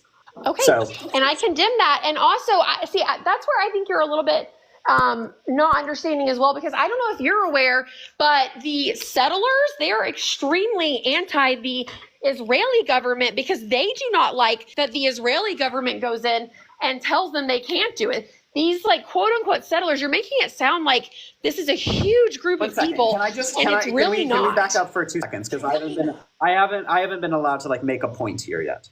Well, we've been going. You said that the president. Okay, because you kept interrupting me. Okay, so the West Bank settlers. 1 second. So that involves you not interrupting me this time. Okay, I'm not even sure. Okay, so that continues to be me speaking and you not. So the president of the ICJ, what body did he vote with the IRGC over the Zionist colonial project in Israel? What vote are you referencing? I'm saying when it comes to anything. So, okay, when you look at that president of the ICJ, you can go back and you can look at like any of their like commentary, their formal statements, and they What have 12 always been. votes were you referring to? They have always been anti-Zionist. That's that's up to them and everything. But how is that? What? Sorry, no. I just you made a very specific claim. I know that's what I just You said. said they voted with the you said they voted with the IRGC 12 times. Well, they voted in favor. In what body? In what body? And can you tell me any of the things they voted on? The last But most 12. importantly, in what body? In what body did they vote? So Was it the they UN General yes, Council? They voted within the council. Yes, that's what I'm trying to tell you. Okay, the UN General Council doesn't exist. I meant the UN General Assembly. They don't vote in the UN General Assembly. I'm saying that they go, but I'm sorry, I should have, let me rephrase. You heard a propaganda line and you repeated it. You could just admit that. They have sided with them the last 12 times. Now, so what does that look like? They tweeted out something that you consider to be pro-ICJR? I'm sorry, what? So you said 12 times. Okay, yes, so you said 12 times. They sided with them. So what does that mean? Did they release a judgment in support of the IRGC, which hasn't been in front of the ICJ to my knowledge recently at all? Have they tweeted out in support of it? Yes, there are. You can go and read their tweets. You can read their social media commentary. My point of saying that is it is not a unbiased person making those decisions, and that's fine. Do you think that the president alone makes those decisions? I understand what you're saying, but it's not. I'm not going to put a lot of weight into something that is already the person that is making these decisions do you think the president unilaterally makes this decision? Their opinion is already going to be in favor of groups such as the IRGC, because I'm sure you know the IRGC is like a designated terrorist organization. So okay, I'm just gonna quiz you for 2 seconds because I have this up, so it is a bit of a cheap shot. Do you know what countries currently have judges on the ICJ? I am not sure off the top of my head. No. Okay, I'll read them off. Lebanon, Uganda, Slovakia, France, Somalia, China, India, Japan, Germany, Australia, Brazil, Mexico, the United States of America, Romania, and South Africa. Okay. Do those sound like countries that would overwhelmingly have a bias against Israel? Well, a lot of them, yes, they do have a bias. So you think, so just counting it out here, the clearly pro-Israel ones, Romania, the United States of America, and Brazil, and Mexico, and Brazil, and Australia, and Germany, one of the largest supporters of Israel, and Japan, right? And India, a close American ally, right? And France, a close American ally. So 10 out of the 15 that sit on there are very clearly, at least not anti-Zionist, and if not, absolutely cucked by America. I'll throw in Slovakia there as well. The only ones that could conceivably be pro-Israel are Lebanon, who's being bombed by Israel right now. No, okay. no. Lebanon itself is not okay. So they are bombing. I don't think you're. Oh my God. They're bombing the sovereign territory of Israel. They are bombing. So Hezbollah has shot rockets every single day into Israel for an entire year. Israel bombing Lebanon right now. But I think that the way you're saying it is misleading because you're making it sound like they are just indiscriminately all I said bombing. Was that Israel is bombing Lebanon right now. That's what I said. You're making it sound like they are indiscriminately bombing. No, I didn't. Those are not the words I said. That's not. How did I make it sound like that? Because you are saying Lebanon instead of Hezbollah when they are. I'm talking about Lebanon, though. I'm talking about Lebanon, the country that is being represented on the International Court of Justice. Yes, I'm talking about Lebanon. Yes, but in Lebanon, Hezbollah has seats within their government. So that's what I'm trying to say is I don't think you understand the fact that Lebanon is also occupied by Hezbollah. Okay, so looking at the ICJ, do you really think that the 10 out of 15 members, which are clearly pro-Israel, or at least are politically, very publicly in the UN supporting Israel, you think they have a bias against Israel? I would say so, yeah. I think you'd be clinically insane then. Why do you think that 10 out of 15 coming from countries which are clearly pro-Israel would be anti-Israel? I mean, I don't know. I can't tell you. I have to do more research. why I'd do have you to believe go it? If and you look don't know into why you more believe it, why do research. you believe it? Tell me why you believe it. Is it because it helps you to believe it? Is it because you No, don't I'm like what saying you're I would saying? have to. Why in the world? Like, why?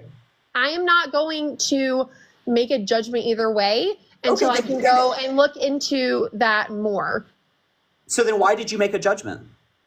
You said you didn't trust Because it. there is absolutely no way that I'm going. If someone is spoken out, I'm so sorry though. I'm so sorry though. You've already made a judgment.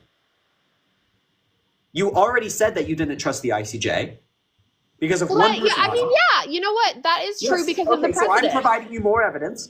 Please revise your judgment. Because when we get new evidence, we change our opinion. But I still hold that if the president has inherent bias that they have, I mean, you can go back, look at their social media. Like, it's really not hard to go see. Like, I'm not going to sit there and feel differently when they have bias showing. I think that if you're going to be the president guy on it, the president, I mean, you know what a president of a court does? No, but what I'm saying is, if the head of a... It makes you feel better because you don't have to accept what the ICJ says. But the ICJ has condemned Israel prior to Salem being on the court. Okay? The ICJ ruled against Israel following 1967.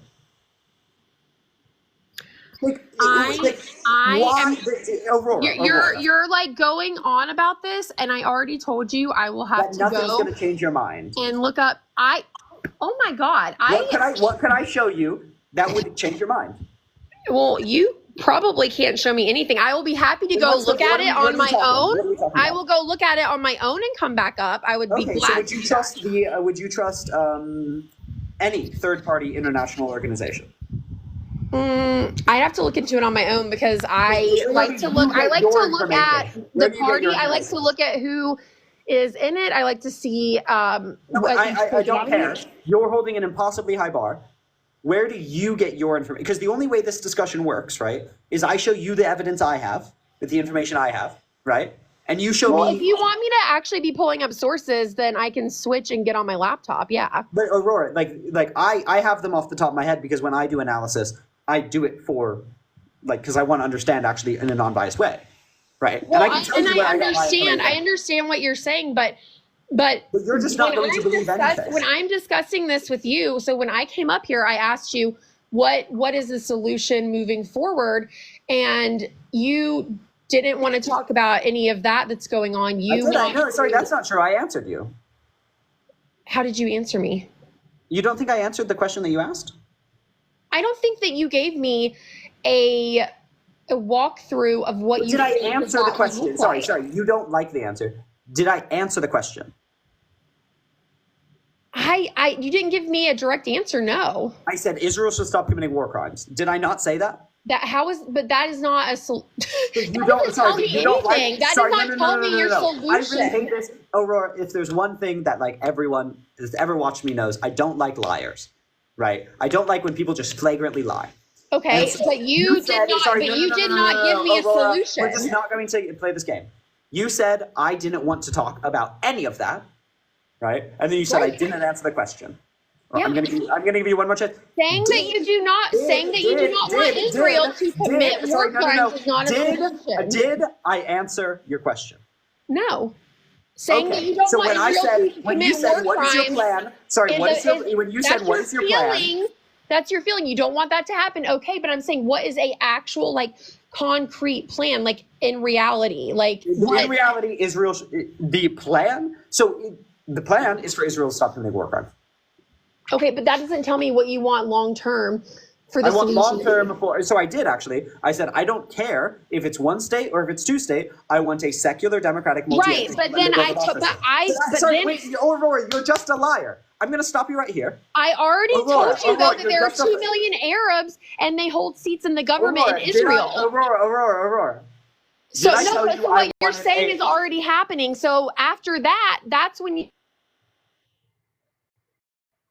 I don't know who muted you. You can unmute yourself. Can you still hear me? I got a call. Can you still hear me? There we are. It's probably Can going to... you hear me? I got a call. Can you still hear me?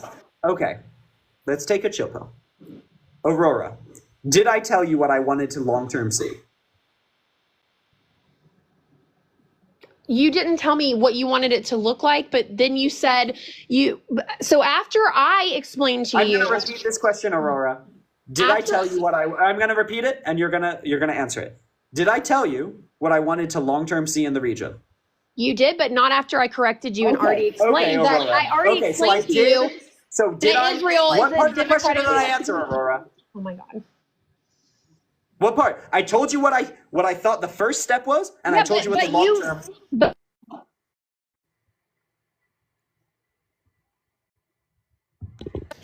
Sorry, I need people to stop calling me. We're back. So I told you what I told are you there? Okay. So you keep shifting the goalposts and it keeps lying more. So I told you what I wanted the plan to be. Israel stop committing war crimes. We didn't get more into it because you started yelling to me about Israel or about Iran. But then we did get to, I want a separate... I absolutely will yell at you for comparing Israel to Iran. The first thing to not lying about what I said is to hear what I said in the first place. And I heard you and I corrected you. Can't hear when you're speaking. But what you said already exists. So, Aurora, what you said already exists. Aurora, you... And what do you mean? What you said already exists. I disagree, but that's besides the point.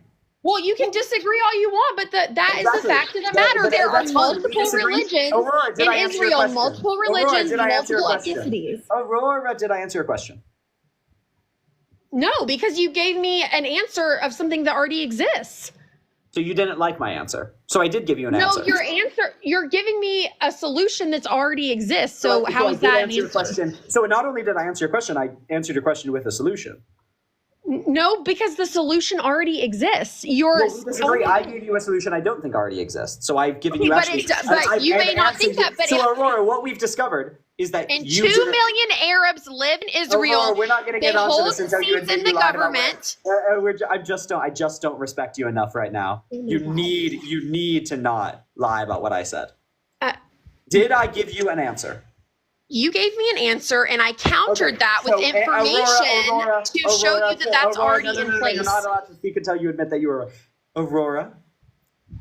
I just said you did, but then I did. So when you said I didn't answer you, that was a lie. Oh, you answered me initially, but then once I countered you and informed you. So you're saying that you lied? No, I don't think that I lied because I'm still waiting. I'm still waiting. When you said you did not answer, well, did not what is with the semantics? Because you're avoiding the fact that you didn't know. You didn't know that there were 2 million Arabs in the government. I don't care. I don't like you liars. did not know that. So you didn't know that there were multiple religions in Israel because, like you said, you've never been there. You don't know shit about Will you ever been to the Middle East at all? Have you ever stepped foot in the Middle East? Have you ever stepped foot in the Middle East? Aurora, you're telling me, I can't see your face, so I don't know this. Are you telling me you think I didn't know that there were 2 million Arabs within Israel? Well, obviously, because what you're wanting to happen already exists. Oh my God, you're insane. You're either insane, stupid, or deaf. That is an insane thing to say. If you think that, you know actually utterly nothing about me ever at all. That's so wild. Well, right? yeah, so I don't know anything about you. Stupid, right? Maybe before you make insane statements that show like you know nothing about anyone. Well, you're acting incredibly privileged right now. That's insane. Holy shit. I've never had anyone think I was that stupid and like actually be that dumb enough to like suggest that oh my God, what a basic fact. Anyway. Okay. So she lied.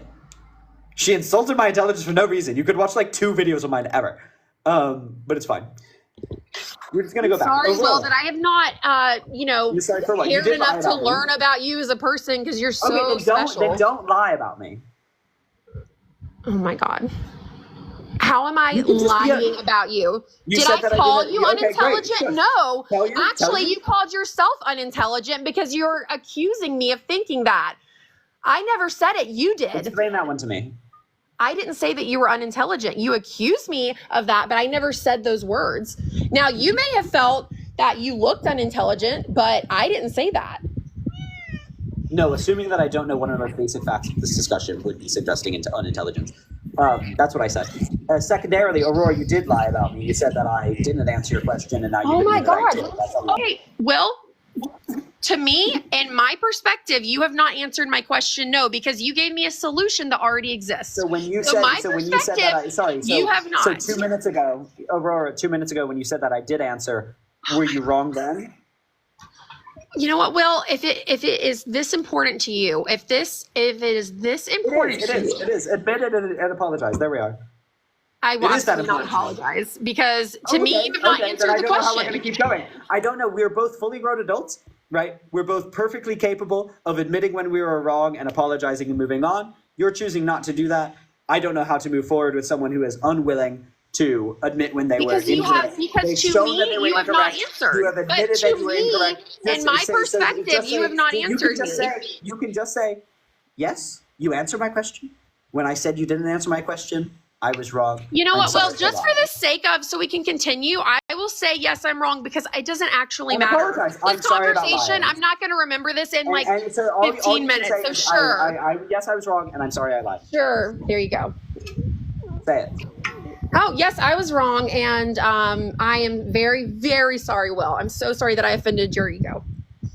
No, that's not what I asked you for, because that's not a real apology. Say, yes, I was wrong, and I'm sorry I lied. Yes, I was wrong, and I am sorry that I lied. Can we continue the conversation now? There we are. Oh my God, I'm so proud. I'm so proud. Our brain grew to development. I'm so proud. That's like one of the first times I've ever gotten a Zionist actually do it. Oh my goodness, congrats.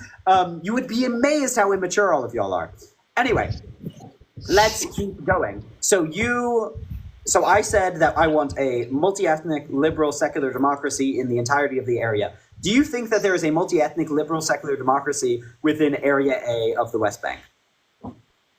But that's under the Palestinian that isn't, I'm talking about Israel itself. I'm not talking about the West Bank and what is The answer that I gave you was I wanted a multi-ethnic, secular, liberal democracy within the entirety of the area. So, Aurora, even by your own logic, that solution is not there, right? So you are referring to right now, you are wanting a full state, but you're not, but okay, but who do you want to be in charge of when that? you said that the solution was already there, you were also wrong. But you're acting as if that doesn't already exist. You didn't say to expand that. I said in the entirety of the area. Yeah, but you didn't say to expand it from Israel out there. You were making it sound as if it did not already exist. You and I disagree, right? I don't think Israel is a multi-ethnic, liberal, secular democracy. I mean, right? you can disagree feel on that way, but Aurora, you just have to live in the reality that we disagree, and we can have that but you discussion. can't disagree on what something is by fact. You're wrong, but so we just have to live in the reality that we disagree, right? But what I'm saying is, even in your reality, right, what I said was not already existent, right? No, it does exist. What you were saying. So I said I wanted a liberal, secular, multi-ethnic democracy within the area. Yeah. Within the entirety of the area. That's what I said. You did not clarify that you wanted it to expand into area. Or Aurora. Oh my God. Is there a liberal, multi-ethnic, secular democracy within the entirety of the area? If you're talking about in the area of is that sentence true right now? Palestine? No, of course not, because it's not part of Israel. So Aurora, what I said was not the current situation. Yeah? I'm very confused as to why you are not understanding that already exists and that it would be an expansion. It doesn't of already that. exist. Okay. It does already exist in Israel. In order to understand what I'm saying, you have to try and understand me, and then we can go through and delineate what we disagree on. Do you know how discussion works? Oh my God. This is emotionally exhausting. Can you just have a straightforward conversation? Okay, so the solution I offered does not currently exist. So we disagree that Israel is a secular liberal democracy. Do you understand that? Yeah, obviously we disagree. Okay, Yes. Okay. We disagree. But even putting that disagreement to a side, okay, take that to the side. Even if I talked on your level where you think Israel is a multi-ethnic liberal democracy, right? Even according to you, right now the entire area is not a multi-ethnic liberal democracy, okay? And so if I want the end goal to be a multi-ethnic liberal democracy, there is still some change that needs to happen. You and I disagree both on how that will happen and the extent to which it is happening right now, okay? But what I'm pointing out now is both according to my beliefs and according to yours, the end state that I suggested was not the current state.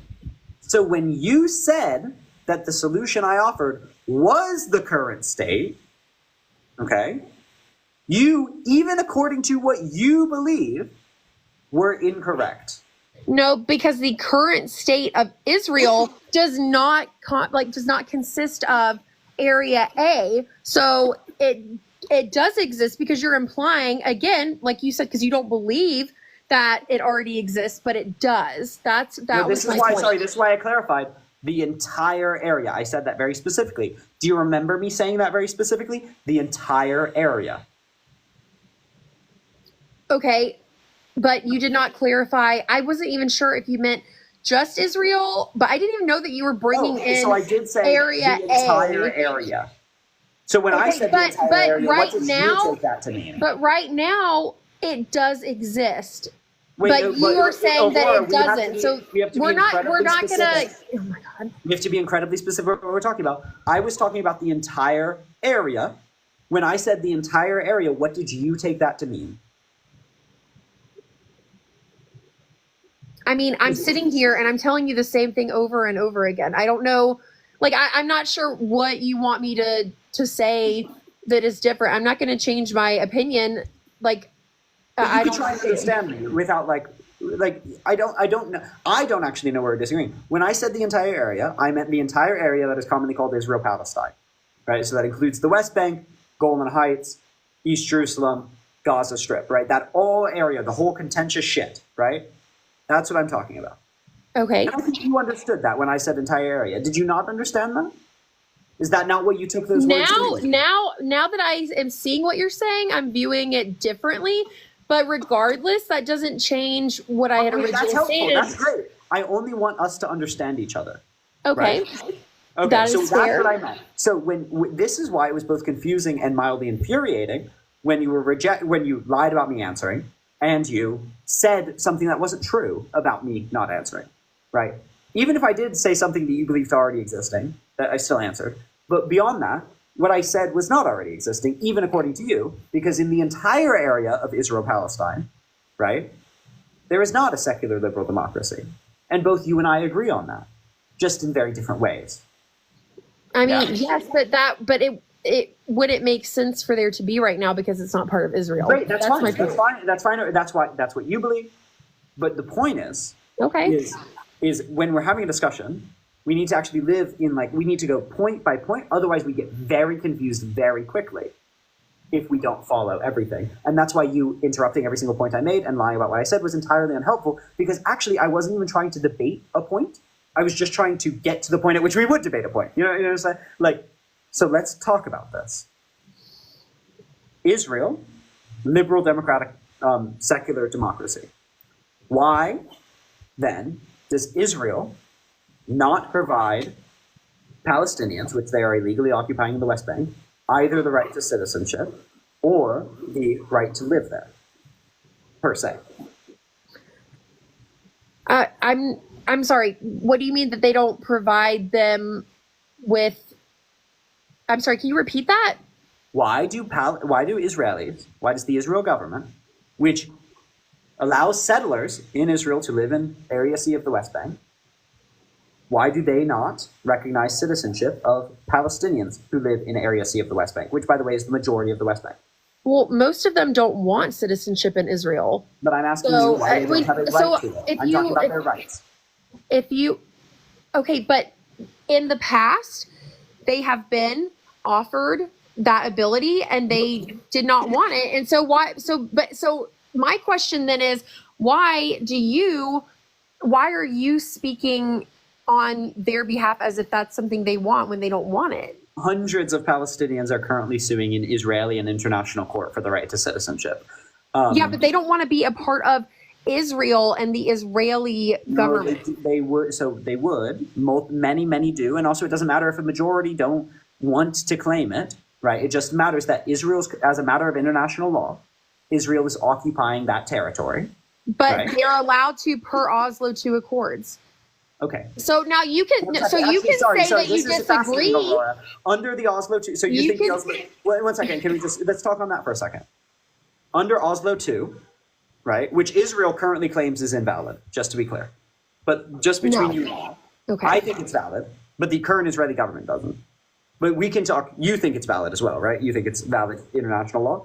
That is, yes, that's what they are following. That is still, even though Hamas does not agree with it, but it's still Hamas isn't a party to it. No, I doesn't. But they don't agree with it, so they don't want to follow it. It doesn't, like, that's like Denmark being not. Yeah, but if it already exists, even if you come into power, you still would typically follow that. Wait, but the PA follows it. The PA is the signatory. Okay, so Hamas, they came into power, and it was already set and agreed upon. So, Hamas, you don't get to just say, "Oh, I don't want to." I don't want to. I'm just saying it doesn't matter within the context I currently see this discussion. But let's talk West Bank just for a second, okay? Under Oslo II, does Israel have the right to allow settlements of Israeli citizens into the West Bank? Any of the West Bank? Yeah, they can be in Area C. No, they cannot. But what I'm saying is, you're wrong. Sorry. That's a point of fact you are wrong. Under... Every international lawyer, including the international lawyers in America, the State Department, disagree with this analysis. Literally, no one agrees with this analysis. The only people that agree with this analysis are the Israeli government, and even they say that it's likely in violation of international law, and that's why they say Oslo II doesn't exist. They say Oslo II doesn't apply, Aurora. So, no, you may not allow settlements into an occupied territory. It is clearly in violation of international law. Do we want to pull out the legal analysis proving that? But that is not what was agreed. Okay, that's fine if you say internationally, but... No, Oslo II, okay? Oh my God.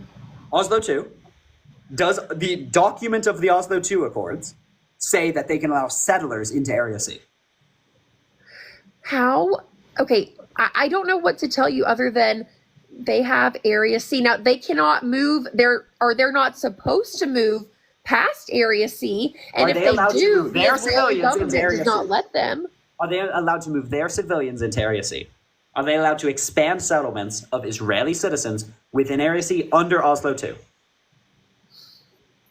Yes, they cannot go past Area C. This is very simple. Everyone disagrees with you. Like, everyone. You are wrong on this point. It is incorrect. Israel, at this point, disagrees with you. Oh my God. So, Aurora, this is where I pull out the facts. Once again, the U.S. State Department disagrees with you. Okay. Benjamin Netanyahu disagrees with you. He does not believe settlements are compatible with Oslo II.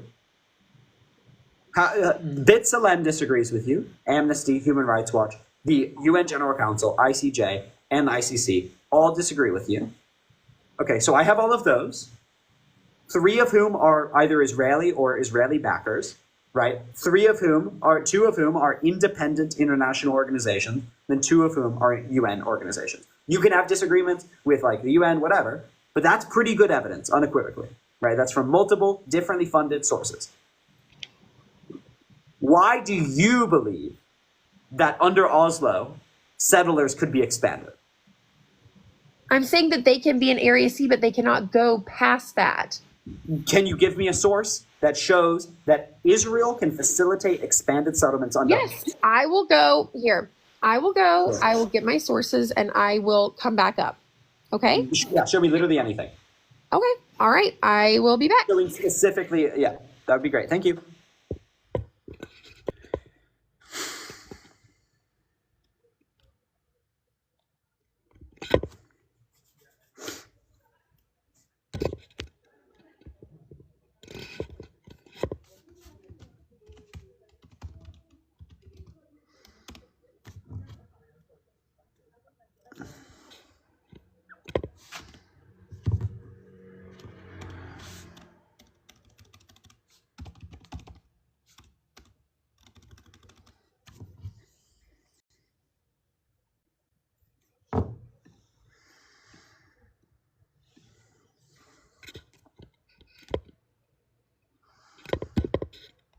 Thank you so much for people sharing, sending likes, etc.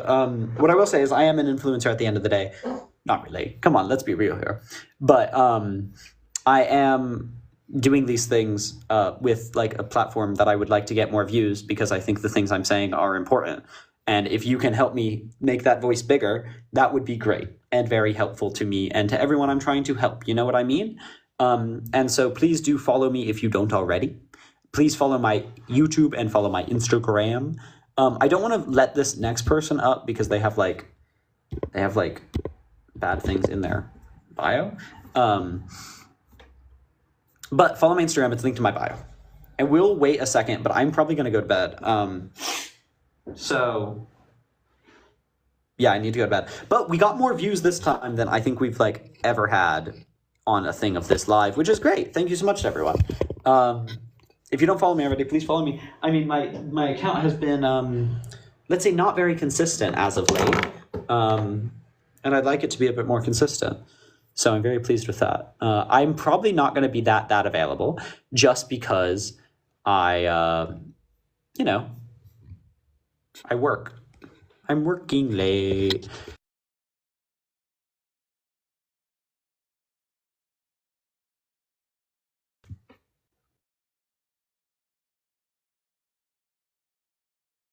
Yeah, so they're not.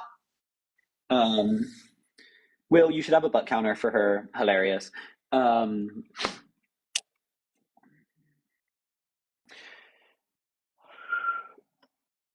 Yeah, but I still don't really like that. Okay. Oh wait, I'm intrigued by this. I'm sorry, I don't really respect that. Hello. Yeah, hi, how are you doing? Doing real well. What'd you send a guest request to disagree on? Yeah, just I want to know, you say free Palestine. What do you know about Palestine? I know that there's currently a genocide going on in the area of Palestine committed by a Zionist colonial entity. And who was first people in Palestine? I mean, there were like different first peoples within the Palestine, but the first like people within written history that made a nation-building myth to justify it were the Canaanite tribes. Okay, how about the Jesus family? What is? It's not Jewish? Portions of the Canaanite tribes ended up becoming those that would identify as Jewish now, but not all of them. And many Canaanites that actually bred in with the Philistines, as well as a series of Phoenicians, as well as different people in the Mediterranean, ended up around Greece and ended up around North Africa by the Mediterranean. So actually the people who came after the Canaanites ended up across the Mediterranean, and portions of them ended up being Jews, but not all of them. And then there were other people contemporaneously with Jews, but never exclusively Jewish people. And even according to the Jewish nation-building myth, they are Canaanite people, at least in part, and they are portions of them that are portions of Canaanite people that are not them. Okay, you know Jesus family all Jewish. Jesus almost coming in this earth 2024. It's been before Arab and Islam. I don't care what your mythology says at all. No, you have to follow that. It's been Palestine is belong for Christian and Jewish and Roman, not Arab or Islam. I don't care. And do you know Islam? Okay, do you know Arab? They do genocide to Christian in Iraq, in Syria, in Turkey, in Iran. Do you know that or no? Once again, I know the past of what do you like. I know of histories of genocide and ethnic cleansing within portions of the Middle East. That's not the question at hand right now. I know about the ethnic cleansing within Armenia, within Albania, until now, I am Iraqi Christian. I am Iraqi Christian. I left Iraq 40 years ago because Muslim people they genocide us. So I left Iraq 40 years ago. Okay, I don't doubt that there are other genocides and ethnic cleansings going on in the world. That's not the question at hand, though. My brother, don't trust the Muslim people lie. The Muslim people. So that's just xenophobia. Sorry? So that's just xenophobia. What do you mean by that? So to classify an entire class of people as a certain characteristic, especially a bad characteristic, on the basis of certain actions within certain nations of people that identified in a certain way, is by definition xenophobia and bigotry. Yeah, my friend, listen. We live in And any that is the, middle. by the way, sorry, that is the exact underlying ideology that is used to justify the very genocides you're purporting to condemn. We live in Middle East. Before Islam, we try to live in peace. We never blow masks, and Muslim blow our church, killing our people, and we are the peace people. Oh, there were plenty. Have you ever heard of the Crusades? Come the fuck on, get a life. You ever heard of the Crusades? You know what the Crusades are? Yeah. So I don't care about crusade. I'm worried about I know, now. We you're are ignoring the parts where 2024. Christians were the terrorists. Until now, the Islam is killing Christian in Iraq, Syria, Yes, Pakistan. yes. And what do you call what America did in Iraq in following 9/11? What do you call that? You know that was in part because we viewed them as Arab and Muslim. You'd be crazy to think that. Of course, it was Arab And and that was Muslim. a Christian nation, baby. That was a majority Christian nation. It was called the Last Crusade. It was precisely because they were Arab and Muslim. By a country that viewed themselves as Christian. Of course it was ethnic cleansing. Of course it was motivated by ethnicity. So come the fuck on that the Muslims are violent. Everyone's violent. This has nothing to do with it. That's so wildly stupid. That's so wildly stupid. No, of course not. Muslims are not more violent, but Christians are not more violent, Jews are not more violent. Has nothing to do with it. And the quicker we accept that every single type of person can commit genocide and engage in genocide, the quicker we can end this barbaric practice of humanity.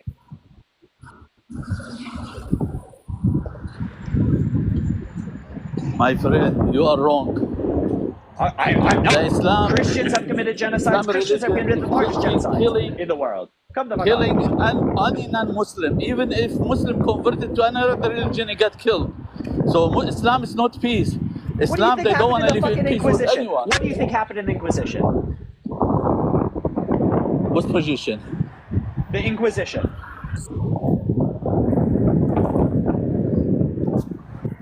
I don't know. Okay, then get a life. Learn. Know anything that you're talking about.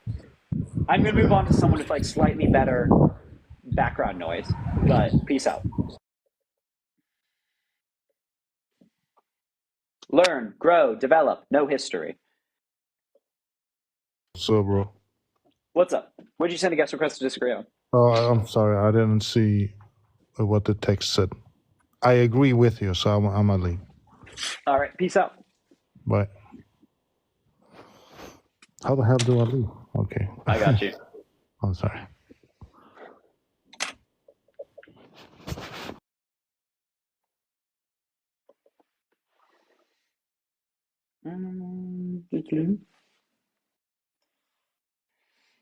Thank you so much for people sending likes and sharing. It's late.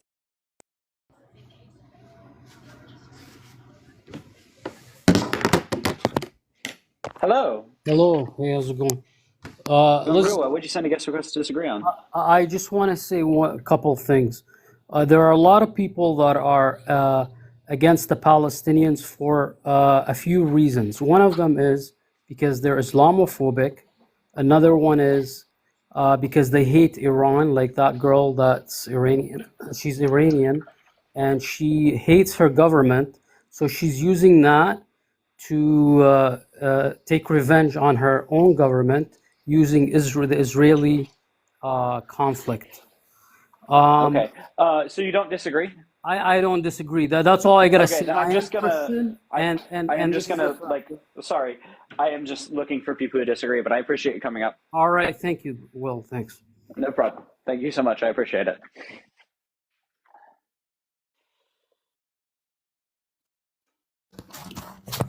Hello, Will. How are you doing? Doing real well. What'd you send a guest request to disagree on? Well, I don't really consider a state to be a criminal state unless it does things in a systematic way, and I wouldn't define Israel as systematically criminal. Okay, right? So when they annexed East Jerusalem and the Golan Heights, you don't think that was illegal? No, not at all. It's all Israel to begin with. Okay, so when did Israel gain a right to East Jerusalem and the Golan Heights? Well, when it came to Golan Heights, they got the right to occupy that first by the fact that Syria No, kept but attacking them. it's not just occupation, just to be clear. When did they gain the right Sure. to annex it as Israel? Yeah, they gained the right to annex it by means of it being necessary to defend their territory from a hostile state. Okay, so under what international law allows defensive conquest? There isn't one. It also doesn't deny Exactly. it. So when it's not within international law, you can't But assert it a also viable doesn't. right to It also doesn't deny But it. Syria, sorry, so they do not have a viable It also right to doesn't deny Sorry, it. they do not have they do not have an assertable right to viable sovereignty over this territory. Therefore, them asserting and enacting sovereignty over this territory is violence that's against incorrect. civilians, and that is a violation of international law. Yep, it's No, an you are illegal assertion of absolutely allowed to sovereignty. take. You are absolutely allowed to take territory if it's necessary for the defense of the state. Nope, not annexation. You are allowed Nope, to there's no. militarily What's the rule that occupy says you're not allowed to do that? Because there isn't one. Sorry, the rule against conquest under the Geneva Convention. Yeah, but they're not conquesting for the sake of conquesting. They are. They're annexing. Sorry, No, they no, are. no. They're claiming it no, as they're Israel. That's by They're not definition conquesting conquest. for the sake of conquesting. They're conquesting for the sake What of the fuck do you necessary think? What do security. you think everyone else ever that conquested As soon ever said as was the soon reason? as Syria's government says, "Okay, we're not at war with Israel anymore. We are not going to declare ourselves no longer at war with you," then they can do land for peace. Until Syria's government Wait, decides I'm to so do intrigued. that. I'm so intrigued. Why would they not just militarily occupy it then? Who, Israel? Yeah. Like The reason they occupy the Golan under Heights is the way you do land for peace under international law. Just to be clear, the ICJ has made this very, very clear. Every international lawyer that's ever looked at this has made this very, very clear. You militarily occupy the territory, but you do not annex it, because annexation is claiming that it's part of your integral territory. Okay. Okay, Whereas, but you can't annex territory if you're militarily occupying it, you're saying you're occupying it for military purposes. You're saying they're doing it for defensive purposes to allow for an exchange of control, right? In exchange for peace. The legal way to do that is military occupation, not annexation. Annexation is incorrect. Those citizens are not citizens of Israel, right? Those people are not Israelis. It is not Israel. Yet Israel is falsely claiming that they are Israel. Okay, so if you are saying that it is for defensive purposes, then you are disagreeing with Israel. Oh no, Israel's whole point In saying it's annexed, Israel's they're reason. saying it's not for defensive purposes. Oh no, they have said it's for defensive purposes. That's the reason they did it. So they have, but they've also claimed that it is part of integral Israel and that they have no intention of returning it. Well, sure, there's multiple claims, but the main one is the purpose of defense because of the region of the territory. Okay, so it is illegal. That is conquest. It doesn't matter your justification for conquest. That is conquest. But You it's cannot defensive. conquest. Well, first of all, it's defensive. So there's no legality. There's no legality of defensive conquest. You're just wrong. Well, if it's defensive against a hostile state, then sure, you're allowed to do it. You're And not Syria allowed to to this annex. day You're is not still at allowed war to with annex Israel. against a hostile state. You're wrong. Sure you are. Sure you are. I mean, you can say it again. It still continues to be wrong. Do you have a source? That No, it agrees still with you? continues to be right because there's no law that says you can't annex territory for the sake of defense against a hostile state. See, the thing about Article 53 of the United Nations is actually very clear. Nothing in the United Nations or any preceding articles do not allow you to do things for the sake of self-defense. When Syria decides it's not at war with Israel anymore, then they can have the Golan Heights back. But until they do that, Israel's going to hold on to it. The UN Charter's Article 2.4 prohibits the use of force against the territorial integrity of another state. But So only when you aggressively. annex, Israel's defending itself. that could be perfectly true, but you cannot claim against the territorial integrity of another state Sure to can. do so. You Okay, can. I mean, everyone. There- Do you have a there's no source that agrees with you? limitations. So There- I've given you. No, so no, there's- show me a so source there's- that- show me a okay, source that says you can't do it for the purpose of I'm defense. actually done with this conversation. If you can't bring, so I brought you. Everyone agrees with me. Amnesty agrees with me. ECA, the Human Rights Watch agrees with me. The American State Department's official position is that it is a contested territory. The ICJ has ruled on this issue and found that it's a illegal annexation. The plain text reading of the UN Charter reads as if it is not a justified annexation. Give me a source that agrees with you that is not a directly Israeli source. Article 51 of the United Nations, nothing in the present charter shall impair the inherent right of individual or collective self-defense if an armed attack occurs against a member of the United Nations until the Security Council has taken measures necessary to maintain international peace and security. Can you There's tell me why they nothing- need to annex it by comparison to militarily occupying it?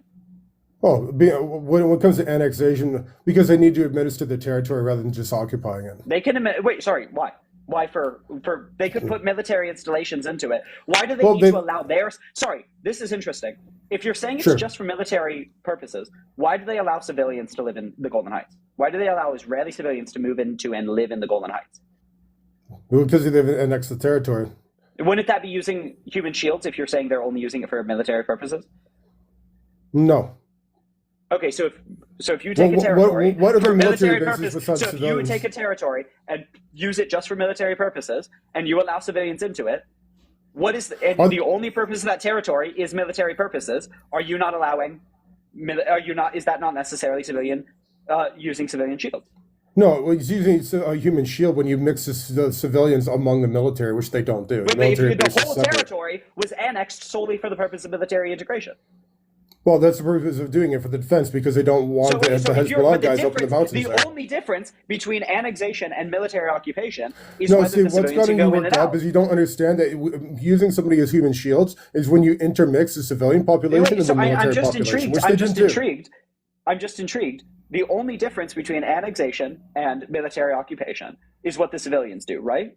Well, no, it depends on how the occupying or annexing government chooses to classify it. But that's like the legal difference is what the civilians are allowed to do. Whether it is considered de jure part of Israel, right, and therefore the Israeli civilians have a right to free movement within it, or it is not considered de jure part of Israel, and it's just the Israeli state occupying it for defensive purposes. Do you understand the legalistic difference between those two things? Yeah, I understand what you're saying. I said the reason Okay, so they might have done it. when you draw that distinction, if you're saying they need to annex it for military purposes, you are saying that them allowing civilians into the area benefits their military purposes. Well, no, that's just something they choose to allow to do. You're asking why they. Hold on. Only reason they're in You're that asking territory why is they for might military choose to purposes. occupy it. If the only reason they're in there is for military purposes, No, then everything they do in there is solely for military purposes. not necessarily. Otherwise, they can, wouldn't something do can it. have multiple purposes. Okay, so if it's not justified for military purposes, No, I didn't then say there's that. no justification for it. I didn't say it wasn't justified for military purpose. That was the main reason that they were there, because Syria attacked them. And Israel determined, okay, what do we need to do to have the optimal defense against this consistently and still actively hostile state against us, Syria? So that's what they decided to do. And they Why did decided that decide? moving civilians into that territory was optimal for their security. Sure.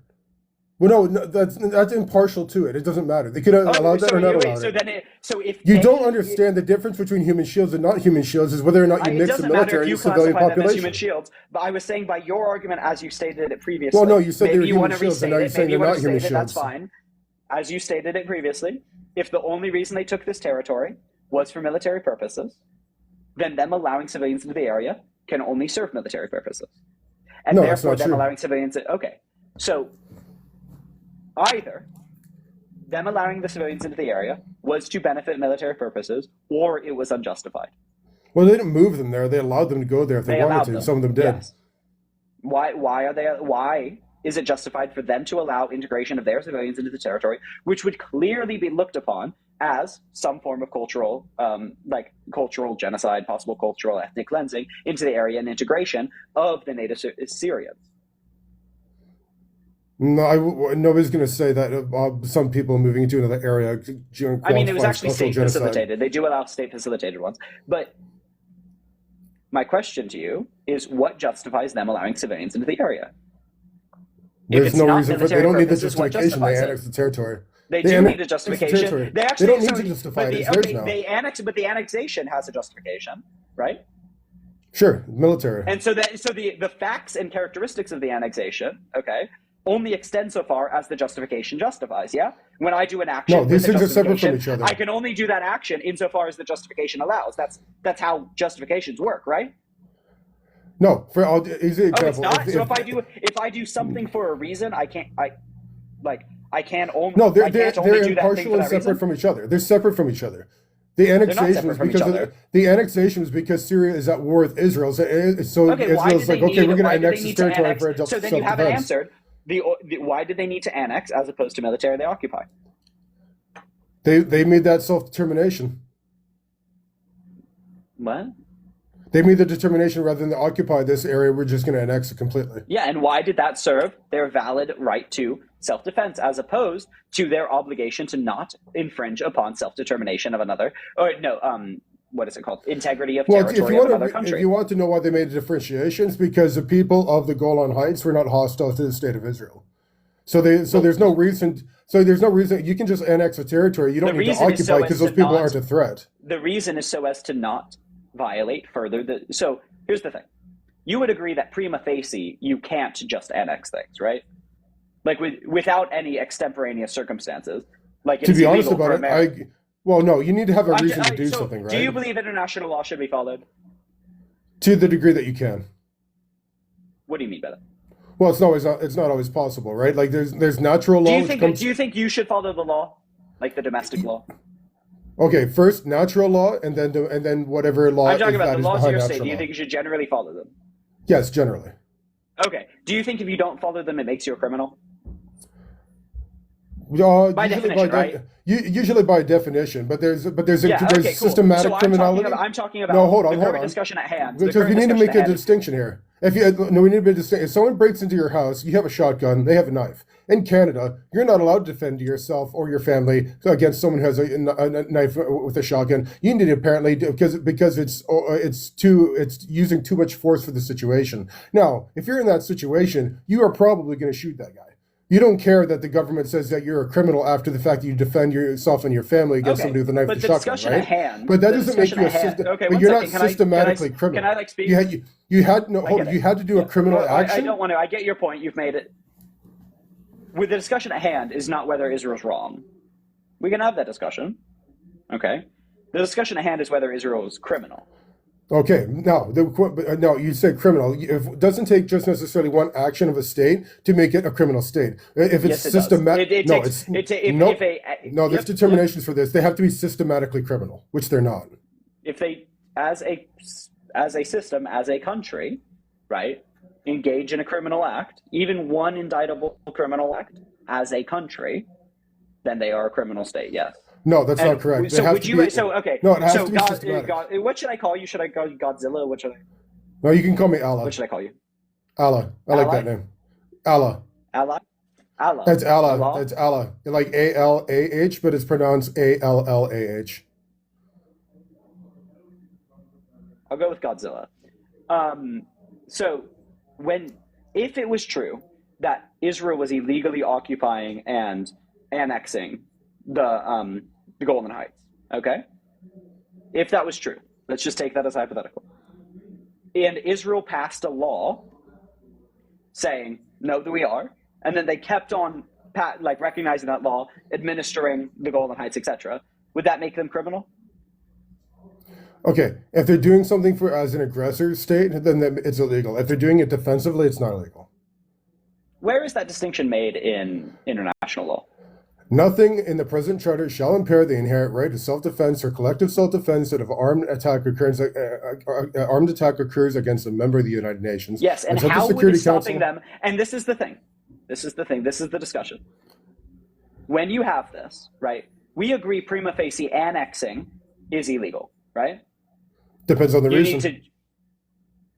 Prima facie. It's without reason. Prima facie. No, I don't think so. Of explanation.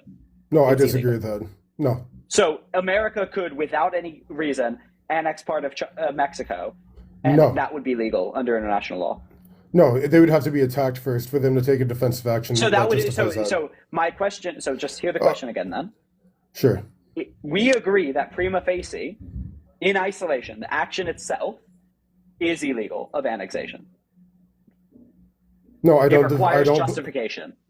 Yes, yeah. Any action that's aggressive against another entity requires a justification. Okay, so Godzilla, if I punch you, punching you without by itself, okay, that's illegal. Yes. Yeah, unless you have a reason for it. Annexation is the same. It is a prima facie thing that requires justification because it's an act of hostility. Yes. Agreed. Cool. Then what we're talking about is the justification of annexation. Yes? Yes. Okay. When we are weighing things, because this is how law works, right? We need countries to value the territorial sovereignty and territorial integrity of other countries. This is one value in international law. Yeah? Mm-hmm. Another one is the value of self-defense. Okay. How we weigh these two is we look at ways that we can like protect this while also protecting this to the maximum amount. And what I'm saying is there is no difference in the ability of Israel to self-defend, okay, if it militarily occupies compared to annexation, but there is a difference in the amount of violation of territorial integrity if it annexes versus militarily occupies. Therefore, it is violating a norm more than it is benefiting a norm in the case that it militarily occupies, or in the case that it annexes rather than militarily occupies. And so you always have to take the action that is the most justified for the least harm. Okay? Against so who? I'm asking you, always, unilaterally, this is just how actions work. Self-defense is a norm that justifies actions to the extent that it benefits that norm. Do you understand what I just said there? See, the difference to me is when Israel says you're going to annex a territory rather than occupy it, you occupy something that you eventually intend to get back. If you're annexing it because it's necessary for security, then you're just going to annex it outright. And there's no reason for them not to do that as opposed to occupying it. So if they're do you never think going that do to you give think it that back, people of the Golan Heights want to be part of the Assad government in the Syrian territory that oppressed and slaughtered them, or do you think they want to be part of Israel? that's not the question at hand. They could have a referendum if they wanted. We don't have a referendum right now, and therefore it certainly doesn't have democratic legitimacy. The question at hand is whether Israel has an assertable right to that territory, and it does not. It does It has under a Article right. 51. No, it doesn't. It has a right Sure it does. to do what is necessary for its self-defense. Annexation is never necessary to one's self-defense. Unless you can explain how. Why is annexation more necessary to that self-defense than military occupation? Well, their explanation for the annexation is because the Golan Heights is going to remain a permanent security position because of the height. But that's not elevation necessary part for of. you don't need to annex to keep it permanent. You don't need that. They've determined that You they can do. intend currently to They have permanently determined that militarily it is occupy. necessary. They've made the determination No, that it is but necessary. there's once again, military occupation can go on for a very, very, very long time. Can go on indefinitely, actually. Okay. So that doesn't justify the difference. To you, So what justifies to the them, it difference? doesn't. No, to no one. It doesn't There- justify it that's to a you. It fallacious justifies it to difference. them. That's a fallacious difference. You would never annex for self-defense because it doesn't. It is equally self-defensive to militarily occupy. So what is the difference? To me, literally, the only difference between annexation and military occupation is the civilians. Do you what else is the difference? Like from your understanding, what is the difference? If we say let's say we have two territories, one we're going to occupy, the other one we're going to annex. Then I guess to a large part, it depends on the reason what you'll do one another. It's dependent on whether or not there's hostility in the civilian population. But in the terms Jewish of what population, those words mean, the Jewish population that live in the in Golan terms of what Heights. those words mean, what does it mean to annex as What- opposed to militarily occupy? Like, what is the actual legalistic difference? The legalistic difference is you take when you annex a territory, it becomes part you declare to be part of your international borders. Yeah, and When what you is the actual occupy- effect of that? That only affects civilians, yeah? Well, it impacts the civilians, and it depends the whole state, obviously, that you're taking the land from. Yeah, but it only really, it's like a civilian matter because military will be in the military occupation anyway, yeah? Well, no, it depends. Like, if again, occupying annexation is different. I mean, you occupy, you I know, generally that's go my in point. and you administer That's my the point. The territory. only difference in annexation, if you annex a territory, you put your military and your civilians into that territory. If you militarily occupy the territory, then you put just the military into the territory. That's pretty accurate, yeah? Sure. Like, you're Okay. asking why it is that they So need my to annex the question territory rather is than occupy it. why does putting Israeli... So if you're saying that they need to annex the Golan Heights for military purposes or defensive purposes, as opposed to militarily occupying it for military and defensive purposes, that must mean that putting civilians into the territory, okay, provides a better defensive capacity. No, they're just allowing their citizens to go there. Okay, They're not then putting if them it there. did it, then they would militarily occupy. Okay, they annex a territory because of the serious history against Israel. Like, yeah, you know what? We think perpetually we're going to need this territory for our security. We're just But taking they can it. perpetually need it Because in military occupation. You're complaining about them annexing the territory rather than occupying it. If they occupy the territory, you complain about that too. So to them, if they're going to get I'm bitched just at either telling you what's way, allowed in then they're going international law. to. I'm describing the That's just what they international do. law to you. I'm describing the international law to you, and you're not accepting it. I don't know where we're going here. Their annexation was a greater violation of the territorial integrity without a greater protection of their self-defense. You keep defending it on self-defense. I'm telling you how that logically doesn't follow, right? You're not actually justifying it. You're not addressing the actual logic. There's nowhere further to go here. Well, to some degree, I believe that because you look at Article 51 of the United Nations, it says that nothing in the Charter shall impair the right to self-defense. And you're like, well, on the other hand, these other part of the article or this other part of the Charter say that you can't do X, Y, Z. Yeah, and I'm saying it's not impairing the right to self-defense. According to the Israeli government, they need the Golan Heights to be annexed for the purpose of self-defense. Yes, and they need to tell us how the right to self-defense justifies it. By your logic, you could do literally any war crime. By your logic, right? They could literally commit genocide. They could go in, kill every single Palestinian, women, man, old, young, child, and as long as they say it was for self-defense, it was legal in international law. No, it actually have to be necessary. You need to actually sit and tell us. No, you need to sit and tell us, right, why self-defense justifies this particular action rather than this lesser action. Obviously. And you're failing it's sort of strange to compare annexation to genocide because one is obviously I'm not comparing. I'm telling you that your logic's flawed. Now, actually on point. No, you're telling me my logic's flawed is by comparing annexation to genocide, which is extreme. I'm not. Yes, that's exactly the analogy your you logic, just did. If you believe that Israel can just say regarding your interpretation of Article 51 was that you actually, the second they pull out Article 51, if Israel just says that they're doing it for self-defense, well, I guess we can't look at anywhere else in the article. That's what I was saying. Also, I can compare it if I want, but that's not what I said. So the question at hand is whether you can justify to me, not just say the Israeli government said it, you can justify to me why annexation is necessary for their self-defense by comparison to military occupation. It's not perpetuity, because it could be perpetual under military occupation. Okay? And it's not just because the Israeli government says it. So what is it?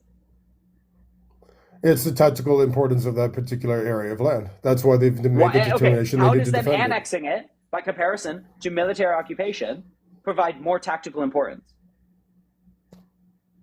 It doesn't. So these are the two options. How does annexation hold on. serve self-defense? You just said it doesn't. There's a difference because if they can integrate the citizens of the Golan Heights into their society, that helps their security situation. The citizens of the Golan Heights are not hostile to the state of Israel. That's why it's not necessary to occupy them. Sorry. Okay. So you're suggesting that it benefits them by integrating their civilians into your security apparatus. Well, yeah, the people. It's not necessarily they're not doing it for that security reasons. It's just occupation. So I'm sorry. You're telling annexation is preferable to occupation. You're trying to justify. No. Here's the problem. You think that annexation, the occupation, is preferable to annexation, when it's actually the other way around. If you can annex a people in a territory, if necessary for defense, that's much better than occupying. It is preferable to maintain territorial integrity. But what you just told me was that it benefits self-defense more because you can integrate those civilians into the military apparatus. Well, if those civilians aren't hostile to you, you have no reason to occupy them rather than annexing them. But from their perspective, if these people aren't able to engage in the rest of the Israeli society, rather than being an ostracized, occupied portion of it, that's beneficial for the state. It's beneficial for the state. How does it benefit self-defense? Because if they just occupy the people, their opportunities would be limited. It could incur some sort of operations against the Israeli state, where rather than if they annex them and the people want to be annexed, which they did, because Do you know because that? it's Did not. they do a referendum? Syria has been a Why dictatorship don't you under let the them vote? Assad If family Israel's for a a very liberal long time. democratic state, why don't you let them vote? They do vote. Why don't you let them vote on this issue? The Why'd people you in the not do a Golan Heights, referendum? You said they they do. wanted it. Why? They do. They didn't have a Because referendum on the annexation of the Golden Heights. because the Shia government inside of Syria, which has been slaughtering and oppressing its own people, No. the Jews don't want to live in that. Sorry, are you saying the people of the Golden Heights voted for their own annexation? No, it was involved. Okay, so then I don't really give a fuck what your view of their own choices and votes would be until you give them a vote. That's fine. Well, we've done. But anyway, we've done what you're census, and we saying, know what what you're to saying say. is, what you're saying is that actually, If you think the Druze community wants to live in a Shia dictator, then you don't know that community. well, if that is true, let them vote. If these people They do vote. to join Israel, I actually have no issue with it. But they The people of the Golan Heights do vote. They don't. They never voted for their own annexation. They didn't vote for the annexation, but they. Correct. But So according then to your census, assertion doesn't really matter. I don't care. but It they do doesn't matter vote at all. they do vote in the general Israeli elections. So they I'm vote for aware. their own You've said officials. that 10 times. I'm aware. Okay, they vote for their own Then you politicians. actively misunderstood the things I've said, and please stop doing so. Anyway, as No, I've you've said, just ignored you my actually have point. failed to justify why self-defense is further justified under annexation. Annexation, which clearly violates territorial integrity more. Therefore, annexation's No, unjustified. it would be a And also, violation of it if annexation it is wasn't prima facie necessary. unjustified. Annexation has been ruled time and time again by the ICJ. So the ICJ disagrees with you, just to be very clear. The ICJ has ruled on I don't this. care what they have to say, honestly. Oh, okay. Do you care what the No, Security Council because has the to say? anti-Israeli bias. I care if Israel is doing what they're doing is if there's a reason for them doing it that can be justified. The fact the United Nations decided to incorporate dozens of Arab, Muslim, anti-Israel states into the United Nations. Oh, I don't even know why we're. I don't even know why we're having this discussion. Bias So, inside can the you United pull up Nations. Article 51 of the UN Charter for me? Because you cited the UN Charter to me. Sure. Do you have it in front of you? Well, we have it right here in front in Bing. Okay. Can you read the full thing to me? Article 1, Article 51, UN Charter.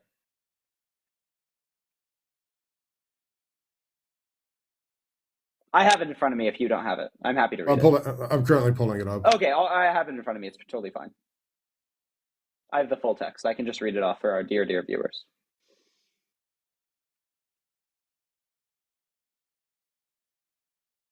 You can read it then, because obviously there's some part of it you have a point of. It's probably the end of it. Yeah. Article 51. Nothing in the present charter shall impair the inherent right of individual or collective self-defense if an armed attack against a member of the United Nations until the Security Council has taken measures necessary to maintain international peace and security. Measures taken by members in the exercise of self-defense shall be immediately reported to the Security Council and shall not in any way affect the authority and responsibility of the Security Council under the present charter to at any time take such actions as it deems necessary in order to maintain or restore international peace or security. So put quite simply, that right, nothing shall impair the right to self-defense immediately until the Security Council has time to rule on that action of self-defense. Do you understand that? You there? Security Council taken necessary measures to maintain international peace and security? So until the Security Council has taken measures. So the Security Council is the ultimate decider of what actions are necessary for self-defense. Yes? Are we on the same page there?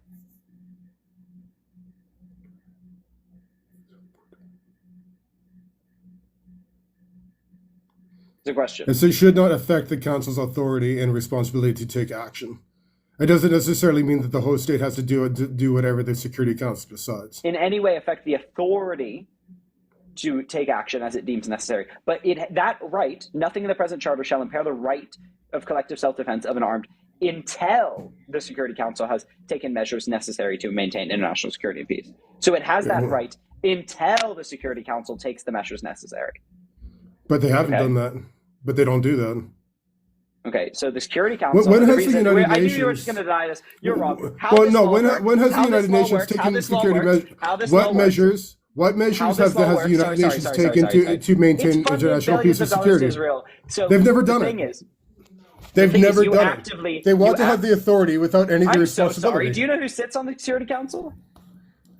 You don't. Sorry, You know, I'm so intrigued by this. You don't think members of the Security Council have done what they deem necessary to maintain peace within Israel? no, they haven't. You don't think the United States? You don't. Sorry, you don't think the what United measures? States? Of, What? stop speaking for 2 seconds. You don't think the United States of America have taken measures they find necessary to maintain peace and security within Israel? Not when it comes to preventing Syria from attacking Israel. No. You don't think America has spent billions of dollars trying to eliminate the Assad regime in Syria? They have done that, but they have not Okay, so they taken have the taken measures measures. necessary. So when you said they did nothing, you were No, wrong. no. There's a difference between taking necessary measures and taking measures, right? You don't think the measures they took were necessary? If I put a door onto my house to prevent people from going inside, but I don't lock it, I haven't taken necessary measures. I've taken measures You haven't taken installing a door. all of the necessary measures. Yes, there's But you have necessary taken measures, and the necessary United Nations measures. does not take them. The Security Councils have not taken them. It says necessary measures. It's right there in black and white. And the United Nations has never, and the Security Council have never, but taken necessary measures to prevent Syria from attacking Israel. I'm so intrigued by this because this is such a wild and wrong misreading of it. Every international law Well, reads no, it I think entirely necessary different. measures is pretty black and white. What does the intel do in that sentence? Okay, it limits the ability. It limits that right to self-defense. Yes, until the Security Council takes necessary measures. They've never done that. Okay, does necessary mean complete? Yes. No. Does necessary mean sufficient? God of Godzilla. Stick with me for a second, babe. Does necessary mean sufficient? Bring it up because we're going to argue about this about the definition. Well, I can tell you because I actually know the jurisprudence on this. This is why you need to actually listen to the fucking lawyers ever, right? The ICJ who actually litigate on this know that this is not what this means. The ICJ ruled consistently that it was not. And the Security Council, by the way, which America heads, ruled that the annexation of the Golan Heights is null and void and without international legal effect, and calls on Israel to rescind its action. The Security Council, upon whom it is entirely determined what is a necessary measure and limits the inherent right of self-defense by a member of the UN, and controls what actions member states can legally take in self-defense, are saying that they ought to end their Golan Heights annexation.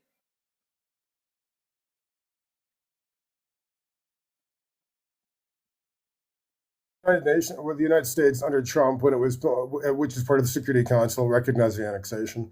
So clearly, there's a difference between the United States government and the rest of the Security Council on this issue. Do you know? Okay, we're just going to do a little. Do you know how the Security Council works? On issues brought up, there's a resolution, and then after that, they have to pass the resolution. Everybody has to vote on it. How many does it and take? they have to either not abstain. Was that? Yeah, how many does it take? Yeah. As far as I know, one single member of the Security Council can veto something, and then it is. There we are. Yeah, there we are. And passages of the Security Council are legally binding. Yes.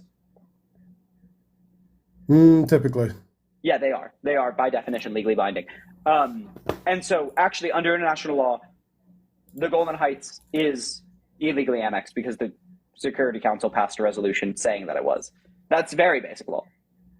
Do you disagree? Okay, but they Okay, made so then this whole entire they point made the was position when they you annexed wasted it. all my time. But then the United States justified the annexation and validated it. So, That's so fine. right now, That's fine. They don't speak for the whole entire. That's fine. They don't speak for the whole entire Security Council, and they abstained from this vote. So the Security Council, in its legal power, said that it was illegal, and it is illegal. And so Israel, in maintaining it, is a criminal state. Boom, boom, boom. End of that discussion. I like your argument relying on the UN originally, the UN Charter, and misinterpreting it was wild and a waste of everyone's time because you agree they are breaking the law because the Security Council is legally binding. They aren't going around systematically taking territory from other They people. are. They When only they're do is systematically are they? Do they continue to annex? Do they continue to administer the Golden Heights as an annexed territory? they're not systematically going around and taking No, that's not the additional question. territory. You're not, because you're gonna answer this question, and then we're gonna move on to another guest. A criminal state is something that does a criminal action Godzilla, perpetually Godzilla, against I know its you're neighbors. scared of admitting you were wrong. That's fine. No, Are I'm they not wrong, currently? though. Are You they just don't currently understand that something administering? has to Are be they done currently? systematically. Are they An currently action has to be done. administering? A criminal Okay, action this requires. isn't that difficult.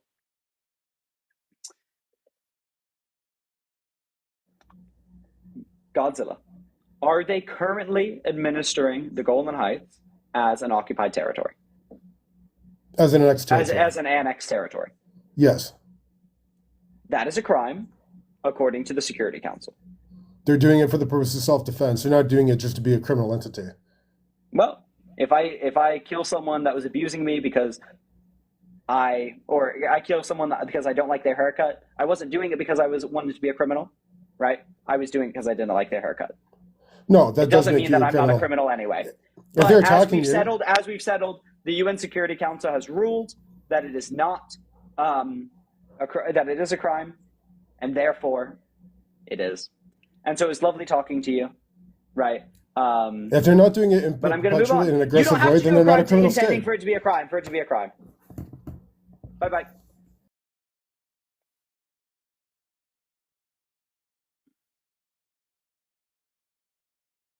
Okay, I'm actually going to go to bed.